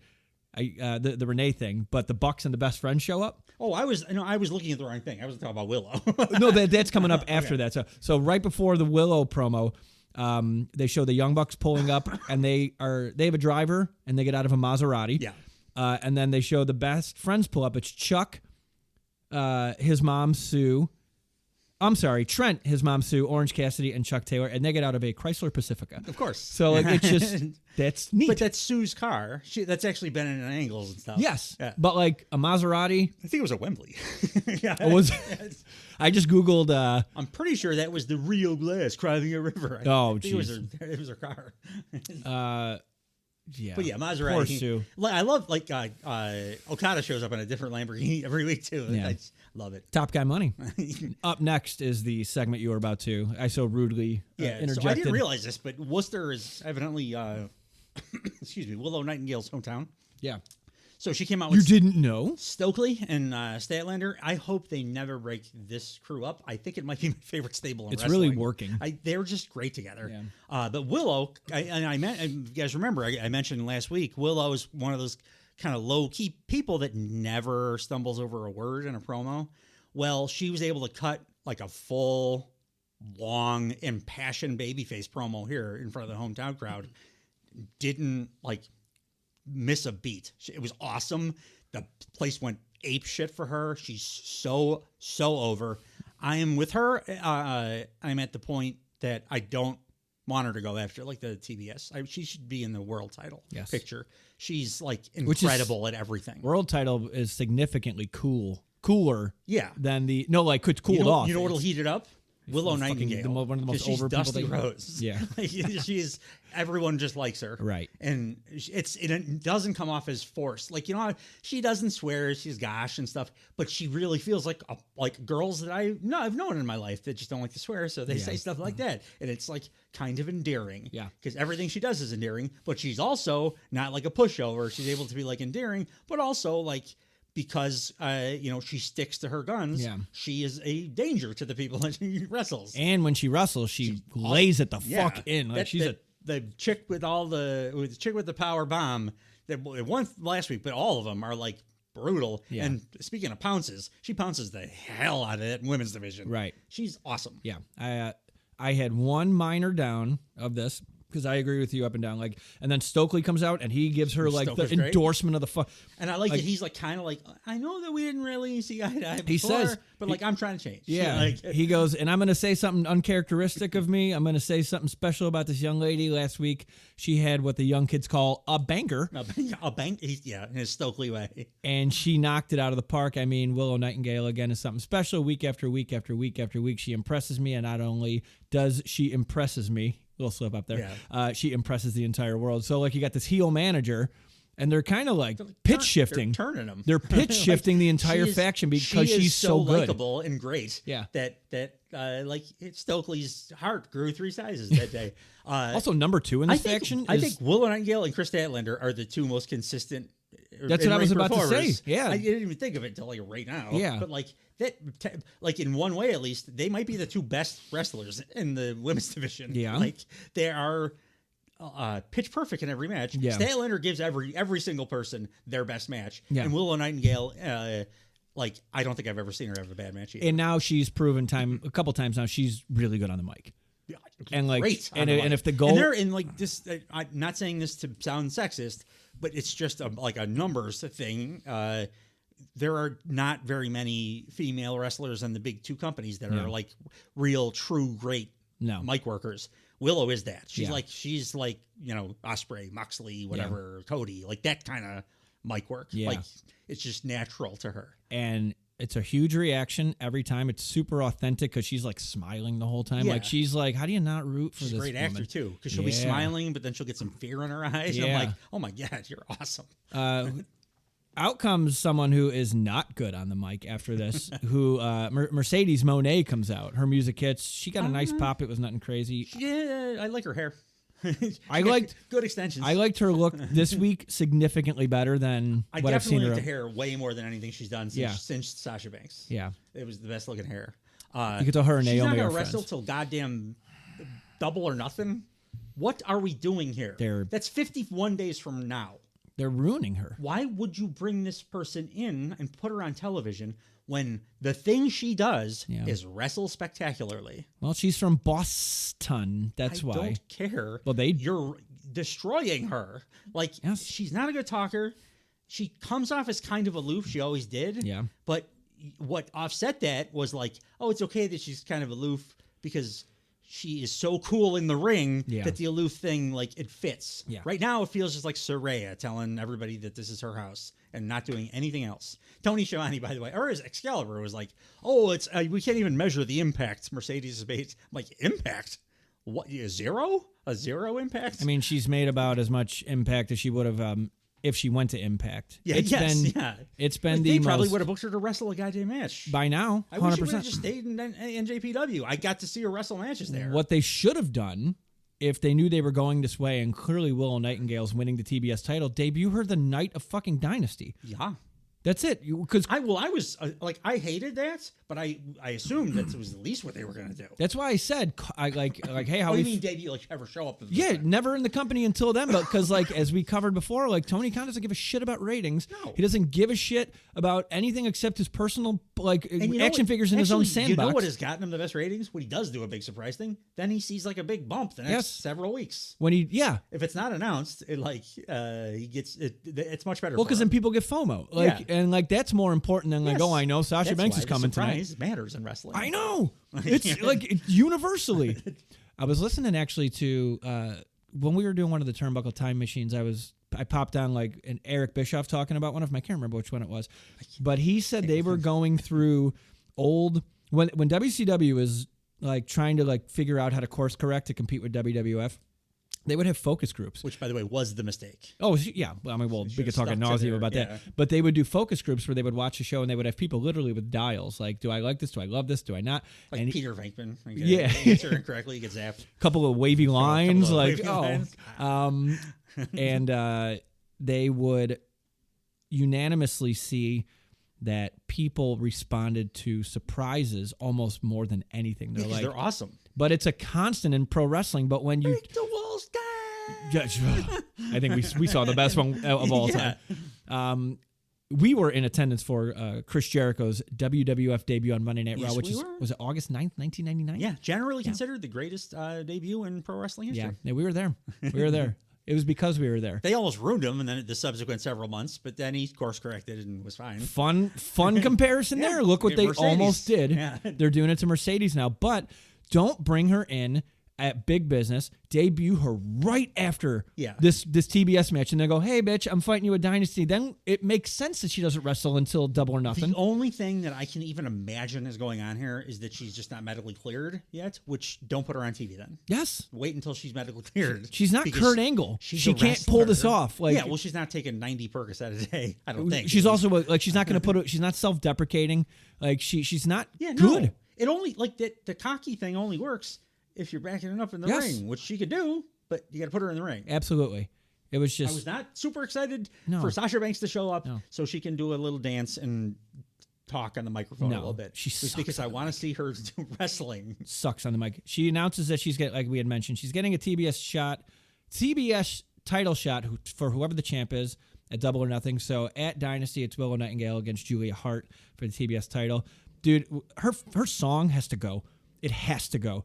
All that CEO stuff, it sounds like a carnival barker. It's the worst. The Marks actually did the CEO chant a little bit, and I was like, stop it. Don't encourage it. No. I like the song, Everything But the CEO. Get rid of that. Omit that line. Yeah. It's like, and if she's trying to get me to not like her, mission accomplished, man, because she's going to have to turn heel now. Yeah. Like, first of all, you're going to put her against Willow. Are you kidding me? Like the workhorse that everybody absolutely adores. Yeah. Maybe that's the idea. Maybe they are like working along. She's not likable. She's not. She's as a face. The great stuff she did in WWE and NXT. She was a heel. Yes, she's a great heel. She's not likable as a I don't want to cheer for her. There's like you know what's likable about her? Not for me, but like a few times I've showed my daughter wrestling. She's not interested. Yeah, but I showed her Bailey Sasha because I'm like, I want you to see it's my greatest favorite women's match of all time. Women's match ever. Yeah. And then when Sasha came out, she was like, oh, I like her. She's got good style. Yeah. That's what she's like, likable to a 7-year-old girl who likes her the way she dresses. Who can, but she has a very aloof attitude, which is fine. Yeah. If you're wrestling. I'm the boss.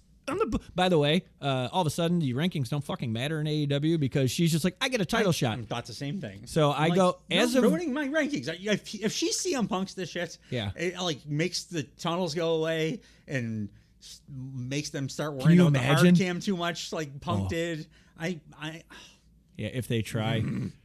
So as of March 27th, the rankings are number 5, Serena Deeb, which I would much rather see. Oh boy! How about you put Serena Deeb first day with Mercedes? Yes, and let them have a clinic. 5-star match. Number 4, Deonna Purrazzo. 3, Willow Nightingale. 2, Mariah May. 1, Thunder Rosa. May. Thunder Rosa looks like she might be losing it a little bit to me. A little bit. Mariah May, goddamn awesome. Yep. Put a rocket on her ass. Like, she's very fun. Queen Aminata are like basically the same. Yeah. They just beat the shit out of people. They hit harder than anybody else in the women's division. But they addressed they like both do headbutts. So awesome. Right? Like, also that hip attack, like she does it and it looks both Mariah and Tony. Queen Aminata do it. And it's like that's one of those ones that I will never understand how it doesn't get cuss people every time. I don't. And their heads, like you watch their heads, you're like, they're hitting them. I don't get how this is working. But so Thunder Rosa and Mariah May are fighting for, I guess, the number 1 contendership but like they both have Like there's rankings. There's a 1 and a 2. There's one. There's already a 1. Why are we fighting for the 1?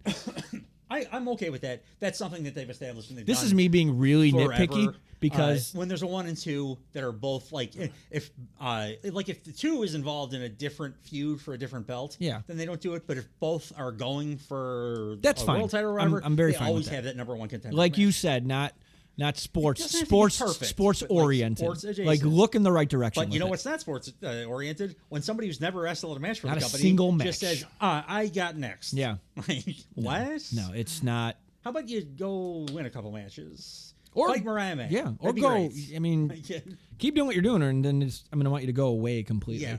Yeah. Awesome segment. The one thing I mentioned I have a little bit of a nitpickiness with, and I think WWE does this sometimes too. The AEW does it a lot. I'm getting a little over these promos where they have to tell me their life story about their journey to get to where they're at. I always found those a little. Edge did it at the top of the show. I do think it's Willow's first time and it's her hometown. That's like I said, it's a super low. Leave it there.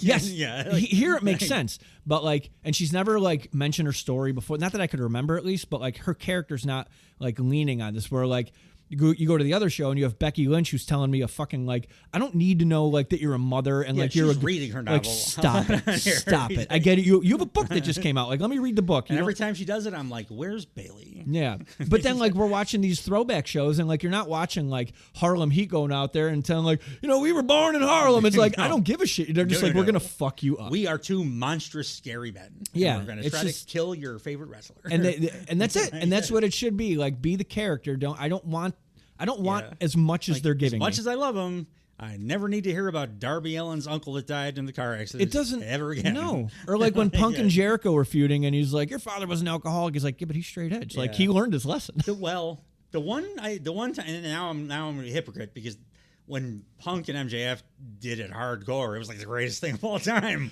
We got when it works, we got that picture right there out of it. But MJF is where he's talking about his Jewish heritage, and he ties it into real stuff that yes, happened. There's evidence on Facebook and pictures of him at autograph signings with CM Punk. Yes, that's why that was so great. And he does it so consistently that I miss Max. I miss. He needs to come back. I hope he's okay. Yeah. Oh, I mean, he was very badly hurt. I mean that. I hope he's okay. He'll be fine. None of it was super serious injuries. Yeah. It was just a lot of other kinds of injuries. Yeah. Well, he was carrying the goddamn company. His back was broken. Entire year. Yeah. He would go on, he would appear on screen, and it would be 884,000 people are watching, and as soon as he went off screen, it would be 647 people are now watching. Oh, MJF's on TV, 34 million. Even when we were tired of him, he was still popping giant ratings because he was he's just that great. He was getting MASH finale numbers. I think he's gonna. When it's all said and done, I think he's gonna be my favorite wrestler of all time.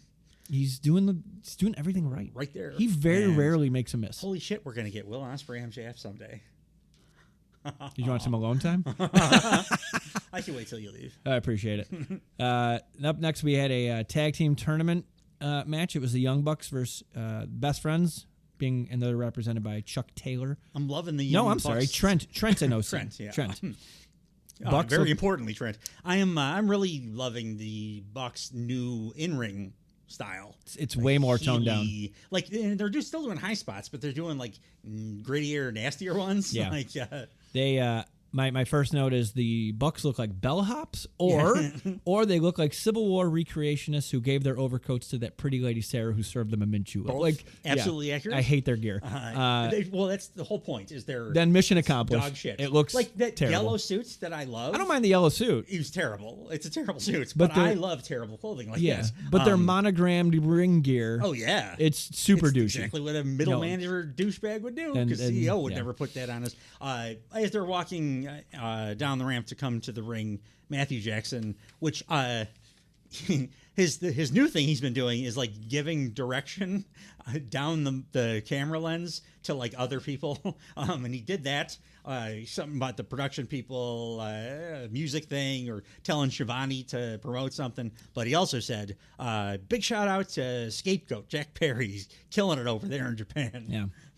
That's the response that you do to the Punk thing. Right. Vague, funny, leave it at that. Right. You don't have to do my uncle's gonna go out and talk for 20 minutes. And then which if that was all it was, yes. on the heels of Edge running for like local comptroller. Yeah. Like no.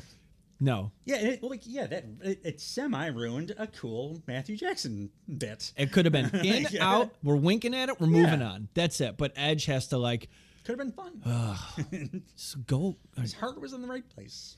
No, that's fine. For once, the Bucks actually handled it correctly. Like normally, I would shit all over this, but like Edge was the reason I didn't love what they did. So I can't blame the Bucks because Edge took it away from. Yeah, it minimized what the Bucks were doing. They're perfect though. Yeah, So I really like that they. Matthew at one point goes on the commentary desk and he puts the headphones on. That's great. And he throws it to picture in picture. He also gets angry because he's like, I have to do this as well apparently because you guys are like shirking your duties. But then he's doing like direction. Yeah, like go. We'll be right back. Don't go anywhere. We're going to picture in picture. The only way I thought this could have been better is if he at one point like pantomimed that he was looking at a wristwatch. Like he knew what time it had to go to picture in picture. That's the only way I'm like. Otherwise, I'm like, and that's me being super nitpicky. I think my favorite one that they've done is when he grabbed the camera and was like, "Excalibur, don't forget to promote the pay-per-view. It's coming up this week."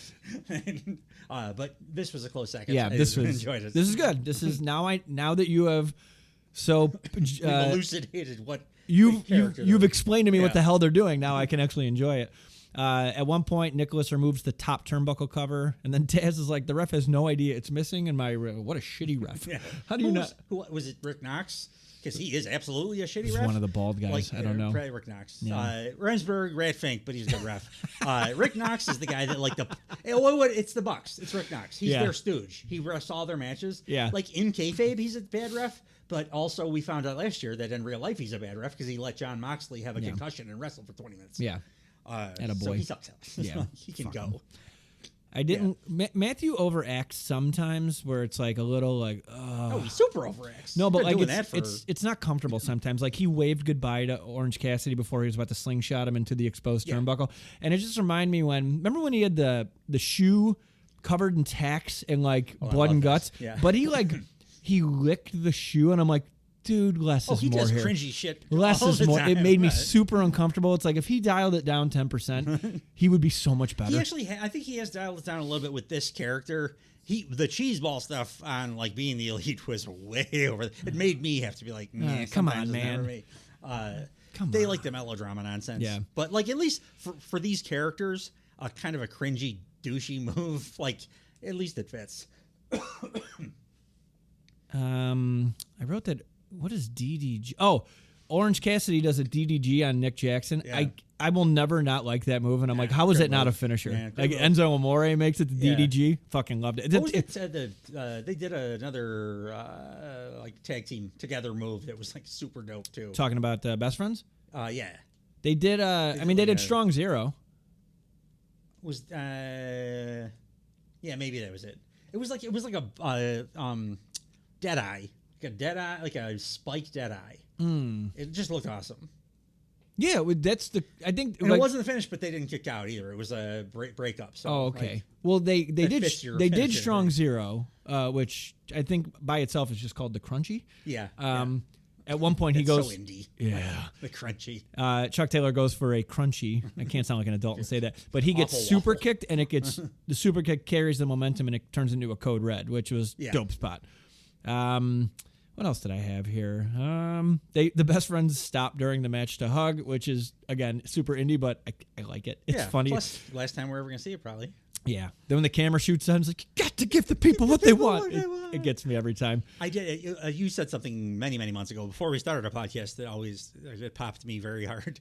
We were talking about how AEW sometimes misses very big. They're better now, but like a couple years ago, they miss like big spots in matches, like a big impactful move that would lead to the finish of the match. Yeah. But you're like, but they never miss the Best Friends doing their got to give people what they want. It's like 100% on that over 4 years. Yeah. How silly would it be if they were just on the floor and like they just had to quickly cut to catch like the end of it and they missed the camera and you got to have the people. Shit. God damn it. They did cool spot here where Matt Jackson slides out of the ring, super kicks Chuck Taylor, who is injured for all intents and purposes at this point, and then he goes to super kick almost Trent's mother Sue, and the crowd lost they their were nuts. the crowd pop up. This was the biggest spot of the night. The crowd just, it was awesome. It was like a new superstar was debuting. That's how loud the crowd was for that. And then she like kind of whatever she calls a slap. She slapped him only slightly harder than the slap The Rock did to Cody on the stage. Yeah, it was pitiful. It was like a caress. What did I call it? Storm Zero. Storm Zero. That almost finished it. Sue at one point gave Trent Beretta a kiss on the cheek, and that hulked him right the fuck up. Which I'm like, that's kind of funny. I like it. I like when Sue does like gives him cookies she baked, and it gets him fired up again. I think we're done seeing that now. Yeah. But, the finish saw Trent Beretta going for like what looked like a neutralizer or like a gotch style pile driver. Matt Jackson catapults him into the exposed turnbuckle. It's one of his big moves, the gotch. Is it okay? Yeah. I just saw him reach for it. I'm like, I don't know what you're going for. Matt Jackson pulls the tights. I said, really fun match. The only negative, because I got to nitpick something in a Young Bucks match besides their show, man. Yeah, it's just the tournament's been a little predictable, and like I looked at the bracket. The only the upset we were talking about with Captain John Dean and the infantry is really the only one. All the rest of it, I was like, I can fill this bracket in, which is fine. I want it to be the Young Bucks and FTR in the finals, good. Yeah. But also too, like just, and I know they gave us one Cinderella. Yeah. At least. Well, they kind of gave us two because I think something went very wrong. Was that tonight? Oh, when Ricky Starks got somehow injured. I couldn't even tell why, but that was on really bad. Collision. So Collision had another. Do you think they were supposed to win that match? No, because Tony Schiavone. So the match was Ricky Starks and Big Bill versus Top Flight tag team title qualifying match to go on in the tournament, and Ricky Starks ate a pin. And Shivani even pump faked. He's like 1, 2. Yeah, the ref did the thing where he was 3.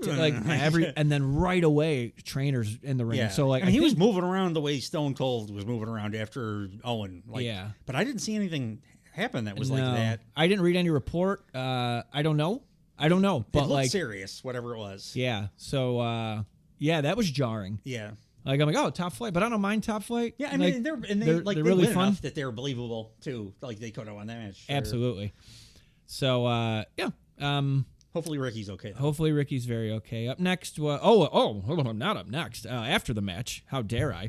The three best friends who are Chuck, Trent, and Orange Cassidy are in the ring. They go for another hug. Three best friends for about 5 more We're seconds. the three best friends that Trent Beretta just psycho knees the shit out of Orange Cassidy. Really lays it in. Solidifying his goddamn heel turn. And I've been saying, look at Brent's subtle acting on these promos. How they did He's it was doing kind of his little real sly, super quick darting, looks to the camera like, I'm fucking tired of these guys. Yeah. Really I fun. love the slow burn on this, and Trent's going to be a great heel, I think. Yeah. That's I am interested in what he whispered to Lexi Nair, though. Like right after she came running, Trent's walking out, and Lexi comes running down, and she's like, or was it? Well, maybe it was Renee. One of the two came running down, and we're like, Trent, your mom was there. How could you do that? Why would you do that with your mother there? Like, she loves those guys. And Trent's like, I don't want to talk about it. And she just kind of kept, like, but you know, it's your mom. And then he walked up and whispered something in her ear, and she was like, He said, I'm going to make you bleed. Yeah, very possible. Renee. Loves his references, so maybe. So that's cool. They actually have something to do with the best friends now, which I'm very Orange Cassidy. Trent OC is going to be a killer feud. It's going to be banging. Yeah. Also, we have a healed up Trent Beretta for the first time, so that'll be a brand new thing we haven't seen and they're OG AEW guys, so this is a brand new presentation. Trent has had a resting dick face his whole life. Yeah, so he's going to be good. Yeah, I mean, actually, that was one of the very, very, very high parts of the entire episode, if not the highest part. Yeah, I mean, for me, it was the Willow promo, Trent turning, and then the last segment. Yeah, where the three top. They couldn't overcome fucking Billy Gunn just torpedoing this entire show and my attitude and my general mood for the remainder of the day. but they tried. Yeah. Swerve did his best. Oh, if you're not down with that, they got 2 words for you. Because we're going to live on that for the rest of our lives. Retire. Number 1 contenders match for the women's title, as we mentioned before, is Mariah May versus Thunder Rosa. I just wrote Mariah May as stiff as fuck. It was like Mariah May looked. She looked great. All of the like up and coming future world champ, superstar, super fun to watch. And Rosa looks like maybe the injuries caught up with her a little bit. Yeah, she's getting a little older. So yeah, she's not the same wrestler she was when it was like the lights out. Which is good though, because like they're doing that. I felt the same way watching her as I'm watching Tiffany Stratton on WWE. I'm like, holy shit, we got something here. Yeah, like this is where this is going. They're doing different. They're like they do different styles. Yeah, but sentiment as impressive too is in different ways. Tiffany Yeah. Stratton doing the like gymnastic stuff. Mariah May doing the I'm a psycho. I'm trying to knock your head off stuff. Yeah. But they're both like awesome to watch. Absolutely. Like, yeah. Looking forward. And like, it's going to be, she looks good in the Tony Storm gear too. Yes. 1,000%. So as we're just hyping up Mariah May, she lost. Rolls out. So her finish is called the Mayday. It's just because they're not ready to put her there. Which is fine. Like, it's fine. Like they have a nice slow burn thing going. I like, want her and Amanada to have like a best of 7. Yeah. You can main event every show. I'm surprised Tony Khan and his Uber fandom has not booked a best of 7 of any kind yet. Has he? Wait, am I wrong? I'm wrong trios, as fuck. The Elite and fuck out of here. Ending in what was the Escalero de la Muerte, which is tables, ladders, and chairs. Yeah, you're right. You're right. That was awesome. You're right. I forgot. See, these bastards were putting me through hell at that time. It's all right. Like that's what I'm here for. Just like Cody, he's talking about All In. You know, that's it. That's what I'm here for. That's good. You're my IV drip of AEW knowledge. All In was not AEW. It was a Ring of Honor / independent promotion. You're right. You're right. She has a Tijuana bomb. What's the other one? The Tejana bomb? There is a Tejana bomb. That's what's her face? Raquel Gonzalez? Rodriguez? Whatever they're calling her? The boring one in WWE? Yeah, who's like out now for like she's back like with having having health issues. Fun of her she's sick. Yeah. But she's still boring. But here we are. Tejana bomb. So Thunder Rosa does the Tijuana bomb for the win, and she will be fighting Tony Storm at Dynasty for the animation. Next we had, I had to Google what this guy's actual name was because I never had to write it down. Alex Abrahantes and Penta. You don't know Alex Abrahantes? I know. Goofy ass. No, I know. Penta says. I know who he is, but that's always a name where I'm always just like Alex Abrahantes. Like I never bothered to learn his name, so I had to like Google how to write it. It's a fun one to say. Did you say he has Mickey Mouse gloves? He always got like white Mickey Mouse gloves on. Like, Penta's gonna fight Edge next week. Like you don't have to tell us Alex Abrahantes. I can see what Penta's like saying. I know we speak in Spanish, but come on, he's saying he's going to kill that guy. Yeah. And that guy is Edge. He is challenging Edge to the TNT Championship Cope Open. So I believe that's next week on Dynamite. Yeah, I think so. Yeah. Edge and Penta, whatever number he had after his name here, I don't remember. In ring, we had Uno Vieto. That his mask gets stolen. Yeah, I love that so much. He's not Cerro Vieto. No, he's Uno Vieto. Sure, I'm different now. That's when he puts the mustache on. He's evil Penta now. That's Penta Oscuro. Oh.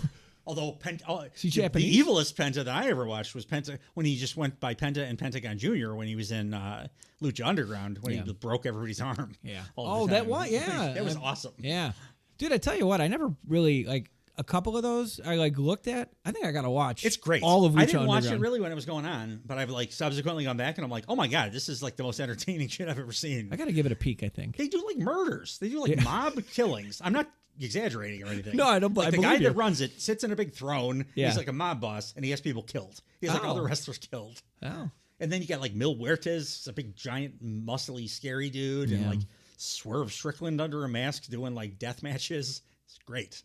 Well, I guess it's better than what some guys who own a company do to their staff. Yeah. I'd rather take a light tube to that. Since the last segment is the final segment on the show, what would you call this? I would say that this is probably the main event of the evening. And it is not an actual fight. It is a contract signing in the ring. Samoa Joe. Normally, I can't fucking stand contract signings. They always end in was a different This was animal, fun. though. This was fun. World title contract signing between Samoa Joe and Swerve. And Joe cooks his fucking ass on He the did mic. it first. Yeah. But then 2 weeks in a row, I got what I asked for from Swerve. Step up and show me that you're the man. Yeah. He's the fucking man. But yeah, Joe murdered him. He Right. said, "Oh, let me talk to you because I know you're a rapper. After this match, you're going to be emotionally damaged, like as if you stayed at Diddy's party too long." That's right. Cooked him. Swerve did the thing that I didn't like right after. He's like, I wanted this moment all my life. I'm like, dude. Yeah. And like while he's giving this impassioned story, the crowd's chanting very loudly, Joe's going to kill you. But the way that, I thought that it played out well because that was kind of bullshit and disingenuous. And then we got a glimpse. We were reminded who Swerve really is at the end of this. Oh, it's getting there. Fucking psycho. Yeah, we're getting there. All this, I'm here for the fans. I've he's- been working my whole life. That's all a front. He's a fucking maniac. That's why it was in the front of the promo. He backloaded it. I like that they I didn't even realize really that's really what they've been doing with him. No, they haven't. It's simmering underneath. Yeah, No. he's had the psycho thing for a year. Yeah, but they haven't been doing that lately. Like we can Texas death. And, no, that's not what I mean. Like the program since he's been in with Samoa Joe, he has not been. Okay, I put it incorrectly. They haven't teased it out enough, but at the all. fact that they recognize, It went away after Texas the fact death. that they recognize that it's underneath it, because Swerve has said it a few times. Yeah. But the fact that has been a thing that's flowing under, and now we get to see it come out right before the pay-per-view. There's a river of slime. Is a dope. And I'm not saying it negatively that they haven't done it. Again, this is rewarding wrestling fans where it hasn't been in any promo or any part of his character since the Texas Death match. They don't fucking bring it up at all until right here. It's like, oh, right. And now we could have that holy shit, that is still there Yeah, kind they of didn't thing. lean too hard into the I gotta be a babyface. Which is fine. They course corrected, but they knew they had hey, we can always go back to this honey hole of him being a psychopath. See, Cody just admitted that they did have to pivot. It's the first time anybody said anything about it. He's just honest about everything. It was in some interview. I think the Hawani post-punk interview. He's like, oh, yeah, no, that was a pivot. We had to change everything. Of course they did. Yeah, but they weren't, nobody was saying it. Yeah. I love Cody. Yeah, Cody's great. Swerve then says, we're building a dynasty with signings like Okada, Mercedes, Ospreay, and then a very loud MJF chant starts. Yeah. Which I'm like, yeah, that's your guy. Yeah. Let's not yeah, it's nice we got these new guys here, but MJF is MJF the is social package. Jesus Christ. Nothing will make wrestling as good as MJF. I can't wait for that. When that note hits, I'm gonna oh my fucking God. shit my pants. Yeah. Well, it is kind of like a brown note. I hope it is at All In. But I also hope it happens this week. So yeah. Swerve goes, I understand the dangers of facing you, Joe, for it, the world title. Everything about your title reign up until this point has been dangerous. You are the definition of a killer, but so am I. Dynasty, I show you I am every bit of that, man. I grabbed the keys to the dynasty and turned AEW into whose house? Swerve's house. That really is. Now run the call and response. Now run the fade on that, bitch. And then Swerve chokes Joe with a chain. Yes. But then Joe's neck is too fat. Yeah. Really, to finish, like Swerve said, he was worried that his neck was too fat. Yeah. And it kind of turned out to be too fat. Even too much for a chain. Joe takes said chain, balls it up in his fist, and he punches Swerve with it, and then he rabbit punches him in the back of the head with it. And then Swerve blades all over big old bloody Swerve face. Swerve pops up and says, I love this shit. Yeah, this is where Swerve goes from cheesy to I believe what he's saying. That's great. Because it was like, all right, I'm taking the mask off. You don't understand, man. I love this shit. And he says, if that's all if that's all you got, then I'm taking your championship from you. He takes his ballpoint pen, wipes it in the blood on his forehead, and he signs the contract in blood. Signs it in blood. To the crowd chanting, you sick fuck. Yeah. And Joe looking like jarred. And it's the then, first time I've seen Joe on his heels a little glimpse of fear. Yeah. It was dope. Didn't last, but no, Joe's so great. He ran right back to the ring. He let the flash happen though. Yeah. It's like, oh, that's great. Joe's great. And then he snaps out of it, runs back to the ring, does a Uranagi through the table, but still he's got him on his heels a little bit. It would be I just beat the shit out of you, left you bleeding, and you were giggling about it, and you just signed the contract in your own goddamn blood. Yeah, it was very cool. It was good. It was a show. Some like really I thought that segment was awesome. some really nice highs. None of it, even Willow. The Bucks match was great. The turn was great. It doesn't matter. Like unless we got to Takeshita Ospreay 2.